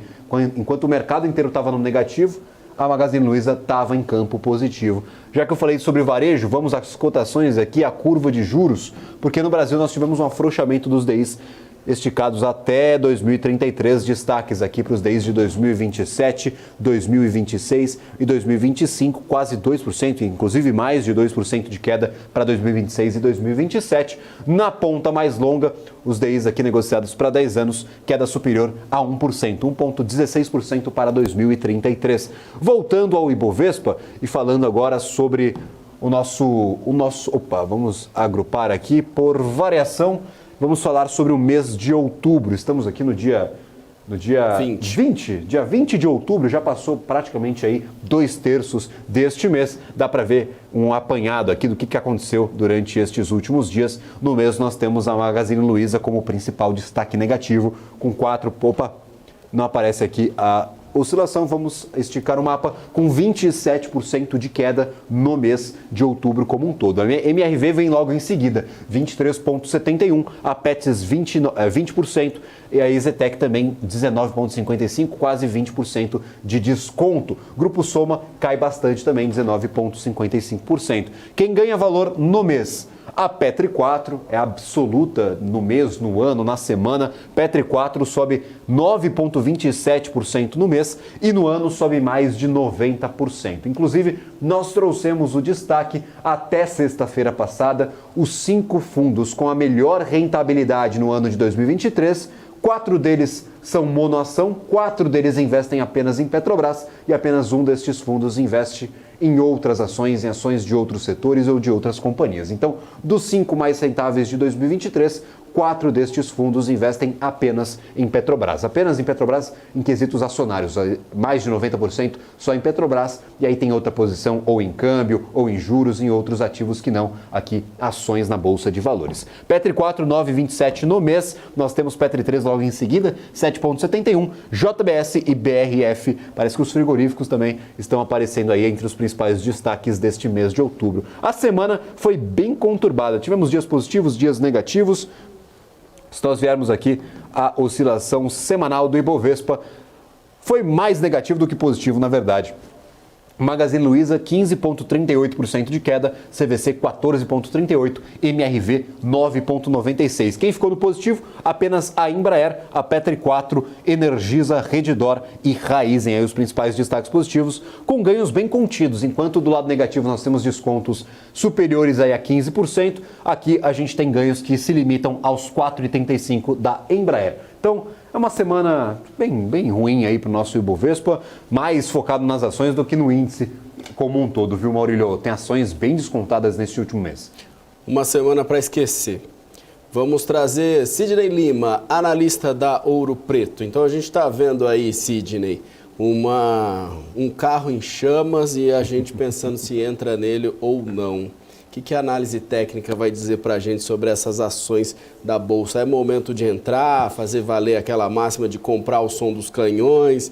É hora de ficar quietinho, de ficar tranquilo? O que você traz para a gente nessa sexta-feira? Bem-vindo mais uma vez. Obrigado, muito obrigado aí pelo convite. Por mais uma sexta-feira a gente está aqui para fazer esse fechamento do mercado. Na pauta gráfica, a gente segue aí com alguns parâmetros que trazem temores para dentro do mercado, só que para fundamentos, dependendo do negócio, a gente tem várias empresas que estão em patamares de preços interessantes para poder aquisição, para uma montagem de carteira, e muitas dessas empresas vale considerar o fato que são empresas que são em setores cíclicos. Então a gente está em um momento do som dos canhões em que a gente tem que levar em consideração, sim, uma atratividade dos fundamentos, mas a pauta gráfica fala pra gente que, olha, você vai precisar, dependendo de como for, aguentar um balanço maior aí do mercado, porque a dinâmica que está acontecendo, principalmente lá fora, está acabando impactando negativamente a Bolsa brasileira.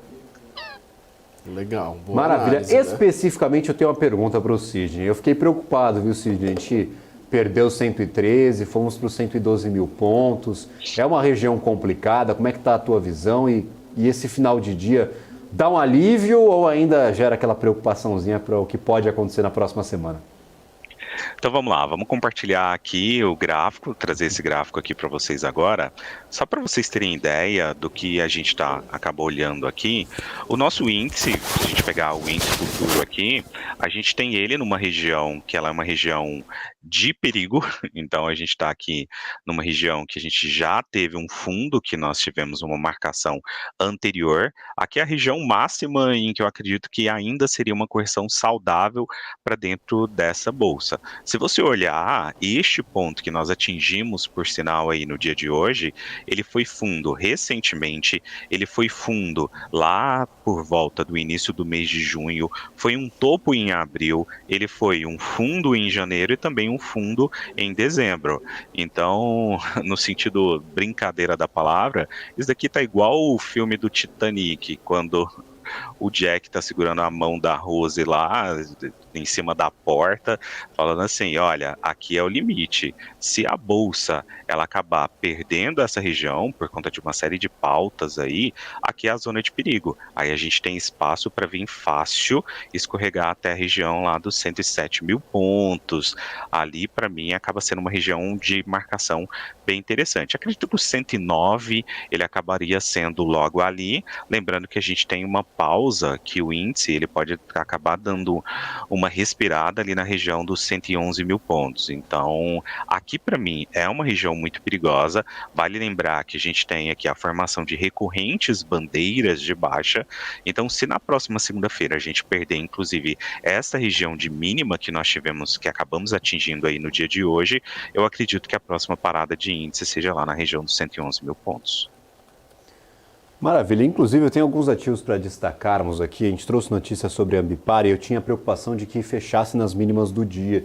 Vamos aqui ao ativo de Ambipar. Nós acabamos não fechando, nós recuperamos bastante aí para a Ambipar, chegou a cair mais de 17%. Isso dá, de certa forma, talvez algum resquício de esperança para você que olha para este gráfico, ou realmente este gap, esta queda de 13%, inclusive atingindo, se eu não me engano, um dos piores patamares já negociados para a Ambipar desde o IPO, né, Sidney? Então, chega a ser muito preocupante. Você acredita numa recuperação? Essa recuperação aí no finalzinho do dia dá um pouquinho mais de alívio? Como é que está a cabeça olhando para o ativo de Ambipar especificamente, que foi um dos principais destaques do dia? A gente trouxe essa notícia sobre um possível follow-on de 1 bilhão e 100 milhões de reais.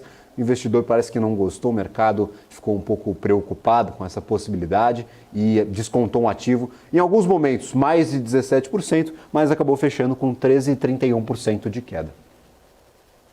Então, compartilhando aqui também novamente o gráfico, vamos lá. A gente tem aqui a Ambipar, ela acaba fazendo um gap muito relevante.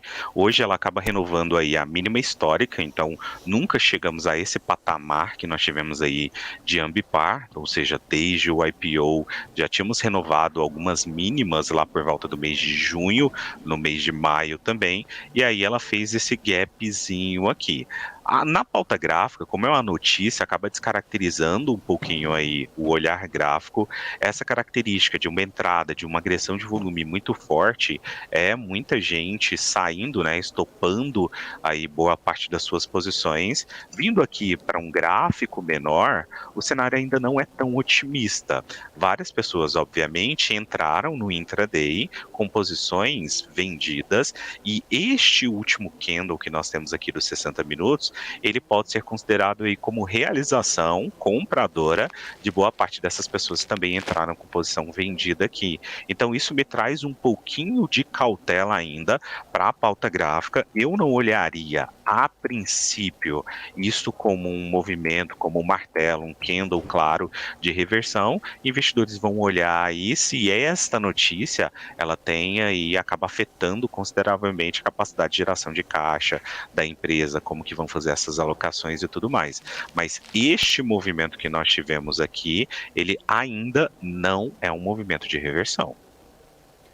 Então, cuidado, alertas ao investidor, alertas a quem está nos acompanhando. Realmente bem complicada essa situação de Ambipar, uma queda, uma afundada aí bem relevante, chegou lá nos R$ 15,40, renovaria a sua mínima histórica, subiu um pouquinho e renovou ainda a sua mínima histórica, para vocês verem aí o tamanho dessa queda para o ativo de Ambipar, que já vinha de um movimento ali de alguns dias de queda. Então caiu, nada comparado ao dia de hoje, mas já vinha perdendo bastante valor há um bom tempo. Se a gente puxar lá desde o IPO, ela não saía muito desses patamares de preço, subiu muito, caiu muito, então é um ativo bem interessante aí de nós acompanharmos ao longo do tempo. Vou trazer aí, talvez mais para frente, uma conversa um pouco mais aprofundada sobre a operação de Ambipar. A gente dá uma olhada no gráfico, a gente dá uma olhada em como é que está o balanço da companhia, a gente faz esse apanhado geral de qual que é o futuro da empresa, o que o mercado está projetando para Ambipar. Outros ativos aqui que me chamam bastante a atenção é o ativo de Grupo Casas Bahia. Nós tivemos um desconto muito relevante, Sidney, e nem para a gente fazer uma análise técnica propriamente dita, mas só para fazer este comentário. Muita gente apostou muito em Grupo Casas Bahia naqueles 40% de queda em agosto. Em setembro nós tivemos novamente uma queda relevante. Em setembro, se não me engano, foi mais de 50%. E agora, em outubro, nós já estamos nos 17% de queda. Só esse alerta também para não tentar pegar esses ativos que, não, está muito barato, está muito descontado, vou colocar uma grana alta nesse tipo de ativo que vai disparar a qualquer custo. Às vezes não é o que acontece. O ativo caiu 40%, depois caiu 50% e agora caiu 17%. Para quem quiser pegar esse ativo de Ambipar, cuidado para não pegar a faca caindo, aí o ativo se desvalorizando bastante. Claro, são duas situações completamente diferentes, mas hoje a notícia pegou um pouquinho pesado com o ativo. E eu quero fazer uma outra pergunta. Destaque aqui para Vale 3, que volta para os R$ 62. Patamar atrativo de compra, na sua opinião, Sidney? A gente sempre olha para Vale e tem essas perguntas. Fala, Vale talvez se voltar para aquele 61... É aquele negócio, ativos cíclicos, tem que aproveitar talvez o momento de mercado. Você mencionava já alguns setores que podem estar um pouco mais descontados. R$ 62 na tua cabeça já está um pouquinho mais atrativo? 100%. Eu acredito que Vale, ela tá no patamar de preço totalmente interessante. Na semana passada, nós falamos a respeito de Vale aqui. Ela está numa região em que eu tenho uma série de pessoas, fundos, tem muita gente posicionado dentro dessa região. E, assim, a Vale, ela é uma empresa cíclica. Ela já provou uma resiliência muito grande. Vou até compartilhar a minha tela aqui. A Vale, ela acabou provando, né, para o mercado uma resiliência muito grande em relação à capacidade de geração de caixa. Ela veio com resultados aí recentemente, que vocês acabaram divulgando também, números de vendas que vieram muito bom, embora os dados de produção não tenham vindo tão bem assim, mas assim, a Vale ela está em um patamar interessante, mas é aquele ditado, no caso de Vale, nada caiu tanto que não possa cair um pouco mais. Então, nós temos a Vale dentro dessa região. Se a gente olhar para a pauta gráfica, a região dos R$ 62, ela tem uma marcação muito intensa em vários momentos que aconteceram tanto ao longo deste ano, quanto ao longo do ano passado.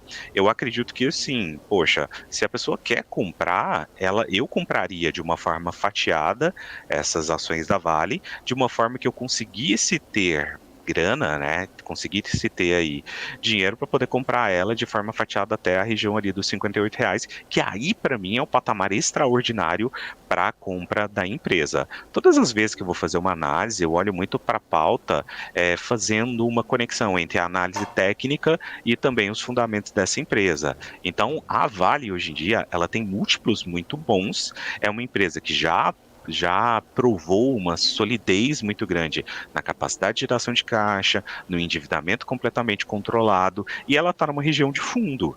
Inclusive, se eu olho para uma operação de swing trade, alguma coisa do tipo, nós tivemos hoje uma abertura de gap que acaba chamando bastante atenção, e a gente até brinca, né, que gap muitas vezes é igual relacionamento mal resolvido. Uma hora eles vão sentar para resolver isso daí. Então, assim, até olho com bastante carinho a Vale ganhando essa região aqui, ó, dos R$ 63,50, para quem sabe a gente tentar fazer uma parcial de volta aqui no fechamento do gap ou lá na região dos R$ 65,50, considerando o fato de que nós temos esta região dos R$ 62 como um fundo muito relevante, que foi fundo em agosto, fundo em julho, fundo em junho e também foi um fundo bem relevante em junho. Agora, se a Vale perder esta região, aí a gente vai ver ela lá na região dos R$ 58. E é por pauta da dinâmica econômica, mas pela pauta gráfica eu teria clareza em relação a uma compra ganhando essa região aqui dos R$ 63,50. Ô Sidney, em relação à Boa Safra, né, Soja 3, a ação, o que você traz aí pra gente? O BTG está recomendando a compra, preço-alvo de R$ 19,00 e potencial alta de 54%. O que os números dizem aí a respeito da Boa Safra? Então, as ações Soja 3, hoje ela vem testar uma região de relevância aqui pra gente, esse ponto dos R$ 13,00, onde eu tenho uma média de 21 aqui, ela está basicamente engolfando fundos que nós temos anteriores. Eu tenho uma validação de uma entrada de um fluxo muito intenso de compras, então eu acredito que nestes casos, inclusive quando a gente tem um grande banco referência para boa parte dos investidores recomendando, alterando essas recomendações, é natural que isso mude direção, pelo menos no curto prazo. Então, hoje nós tivemos um teste, que para mim foi um teste muito bem feito dentro desta região aqui. Ele veio, testou essa média de 21, que é essa marrom que está descendo aqui na minha tela, respeita ela com essa realização. Esse pavio aqui em cima é feito por uma força vendedora. Então, assim, ganhando novamente agora esta região, se a gente ganhar novamente essa região dos R$ 13,17, eu acredito que a gente vem testar aqui facilmente na próxima segunda-feira a região dos R$ 13,45 e por ali. Então, pelo gráfico diário, eu acredito ser interessante. No gráfico semanal, a gente até tem um padrão técnico, que ele é chamado ponto contínuo, em que ele vem de um movimento de alta, recua para testar essa média de 21, que geralmente serve como suporte, e se você olhar, ó, o topo das últimas 3 semanas é justamente a mesma faixa de preço, e esta semana especificamente, a gente tem um pavio muito grande aqui embaixo, que é uma força compradora. Ganhando esta região aqui, eu acredito que a gente abre uma margem fácil para buscar ali a região dos R$ 14,82. Então, graficamente, principalmente por conta do candle que deixou nesta semana, a gente tem um olhar mais comprador para ela, ganhando esse patamar que foi o que ela acabou reagindo, né, nessa região de topo aqui que nós tivemos nesta semana. Maravilha, um dos destaques, inclusive da semana, eu queria trazer essa contribuição sua para o ativo de BRF. Muito falou sobre BRF, há algumas discussões sobre o setor de proteínas, mas para mim parece que proteína se destacou aí nas últimas semanas. A gente pode trazer esse destaque, tem JBS, a própria BRF sendo apreciadas. A Minerva ficou um pouquinho para trás, tá? Sendo bastante descontada. Mas olhando especificamente para a BRF, inclusive a Marfrig aumentou a sua posição, se não me engano chegou a 45% da companhia recentemente. Então tem gente comprando, gente grande comprando aí ativo de BRF, querendo talvez aproveitar um pouquinho dessa operação da companhia. No caso de BRF, compartilhando aqui a tela também, no caso de BRF também vejo um posicionamento de compra, embora a gente tenha um volume não tão atrativo aí para o dia de hoje, mas hoje é uma sexta-feira, nós temos, né, o famoso padrão que nós acabamos de ver ali no papel anterior, que eu tenho um movimento de alta, entra correção, nem tudo só sobe, nem tudo só cai, e se você olhar, esta média, que é a média de 21 que eu acabo utilizando, ela serve como suporte em vários momentos da movimentação do preço, e esse pavio aqui embaixo, ele acaba me demonstrando uma grande defesa compradora. Então nós tivemos uma defesa compradora no dia 18, no dia 19 e hoje eu tenho um candle de força muito grande engolindo, né, que a gente fala tecnicamente engolfando os 2 últimos dias que nós tivemos. Então nós tivemos 2 sinalizações de uma possibilidade de reversão, hoje ele vem, valida esta reversão. Este padrão gráfico que nós temos aqui, ele é um padrão gráfico de reversão desta queda que nós tivemos anteriormente. Então, se nós tivermos aí, ó, na próxima segunda-feira, as ações ganhando esse patamar dos R$10,80, eu acredito numa real possibilidade de continuidade desse movimento. Ainda mais quando a gente tem notícias, né? Empresas comprando, notícias boas, que motivam aí um fluxo mais comprador para dentro do papel. Só tem que levar em consideração sempre que o setor de proteína também é um setor cíclico e acaba tendo uma dependência muito grande ali do contexto de economia chinesa. Mas graficamente eu tenho, claro, bem claro, por sinal, uma bandeira de alta, ó. Movimento de alta corrige para um novo movimento de alta. E aí eu acredito que a real próxima parada de BRF, ela vem aqui na região dos R$11,24. Muito bonito, por sinal, esse patamar gráfico.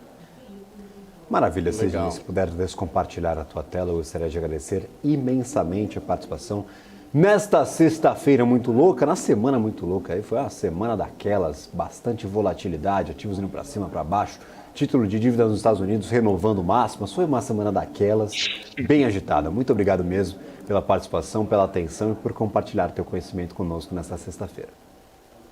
Eu que agradeço o convite, fico à disposição de todos vocês. Valeu. Maravilha. Maurílio, estamos Obrigado, chegando Sidney. aí ao finalzinho do nosso programa, viu? Nos aproximamos do final do closing.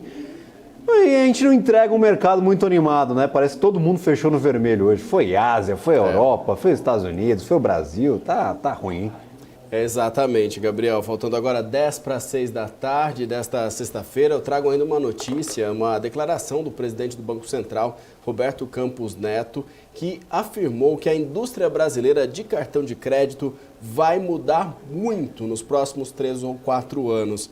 Uma das mudanças, segundo ele, será o fim do uso físico do cartão devido à introdução da moeda digital. Essa declaração foi feita durante o painel que está sendo realizado pela America's Society Council of the Americas, em Miami, nos Estados Unidos. Campos Neto comentou que na área de tecnologia há mais coisas para fazer do que já fizemos e lembrou que está em andamento já o Open Finance, que é aquela integração entre bancos diferentes, na mesma conta, o sistema financeiro aberto e o desenvolvimento do Drex, que é exatamente isso aí que ele falou, a futura moeda digital brasileira. Ele diz ainda, abre aspas, que acha que devemos ter carteiras digitais offline e que os bancos ainda não desenvolveram isso, projetando o que deve acontecer no futuro. Campos Neto ainda destacou a possibilidade das pessoas monetizarem suas carteiras e ainda falou que o desafio é fazer o Pix, o sistema instantâneo de pagamentos, funcionar agora com o menor número de cliques. Hoje você precisa lá colocar o rosto, fazer uma validação, dar 2, 3 cliques e ele acredita que isso pode ser ainda mais ágil. Pix, então, que praticamente já substituiu o dinheiro, né, em espécie, as notas de dinheiro. E agora, Campos Neto fazendo essa projeção aí, Gabriel, de que em breve cartão de crédito também não vai mais existir, pelo menos não fisicamente. Maravilha, inclusive a gente já tem bastante cartão digital, mas acho que não é a moda a utilização, né? Todo mundo tem um cartãozinho, gosta de ter na carteira, mas as coisas vão mudar, que não seja apenas pela ausência de cobrança ali daqueles juros astronômicos no rotativo do cartão de crédito, mas sim em questão de benefícios, essa concorrência promovida pelas fintechs, pelos neobancos, pelos bancos digitais aqui no Brasil, que cada vez oferecem mais serviços. A gente está vendo essa questão apertando um pouquinho, os cartões voltando atrás, revisando seus benefícios, revisando o pagamento de cashbacks. Alguma coisa vai acontecer daqui a pouquinho, que não seja nessa estrutura do modelo de cartão de crédito, mas sim na estrutura do que será o cartão de crédito, será físico, será digital. Acho que o Roberto Campos Neto fala bem sobre isso. E nós temos o Pix, que já superou o cartão de crédito em número de transações aí nos últimos meses, hein, Maurílio? Então, a gente tem um dos meios de pagamento preferidos, prediletos do brasileiro, que já foi superado por uma inovação recente. O Pix é recentíssimo e um grande sucesso aí, emplacado pelo Banco Central. Quem sabe o Drex não possa ajudar bastante aí, talvez, na popularização de alguns desses serviços digitalizados, digitais, que facilite, no final das contas, a vida aí do brasileiro, o cotidiano do cidadão brasileiro, em quesitos tributários, em quesitos contratuais, até questão de cartório. A gente reclama bastante do tempo que gasta em cartório. Talvez o Drex, todo o modelo vai ser estruturado para a moeda digital brasileira, possa ajudar bastante no futuro. E a gente veja estes produtos que já conhecemos há tanto tempo mudarem drasticamente em alguns anos.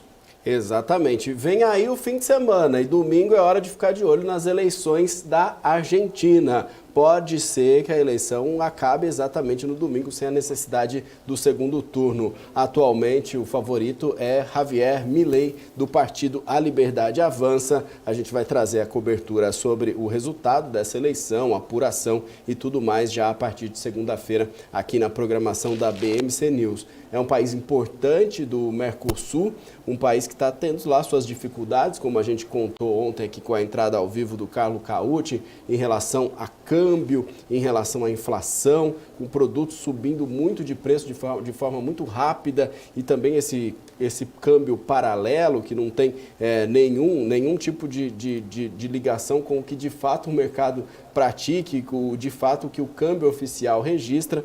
Então é algo para se ficar de olho nesse fim de semana.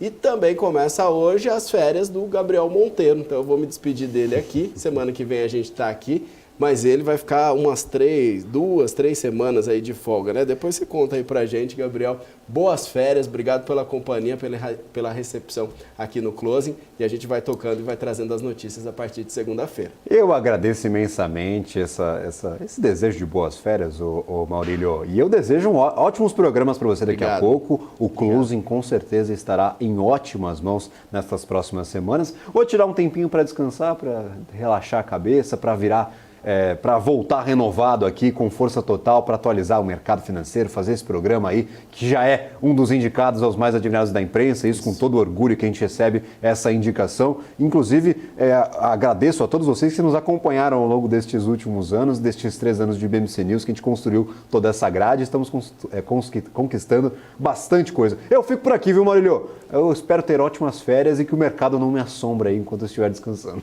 É isso. Obrigado, Gabriel. Até a próxima. Para você que acompanhou a gente até agora, uma ótima tarde, uma excelente sexta-feira e um bom fim de semana.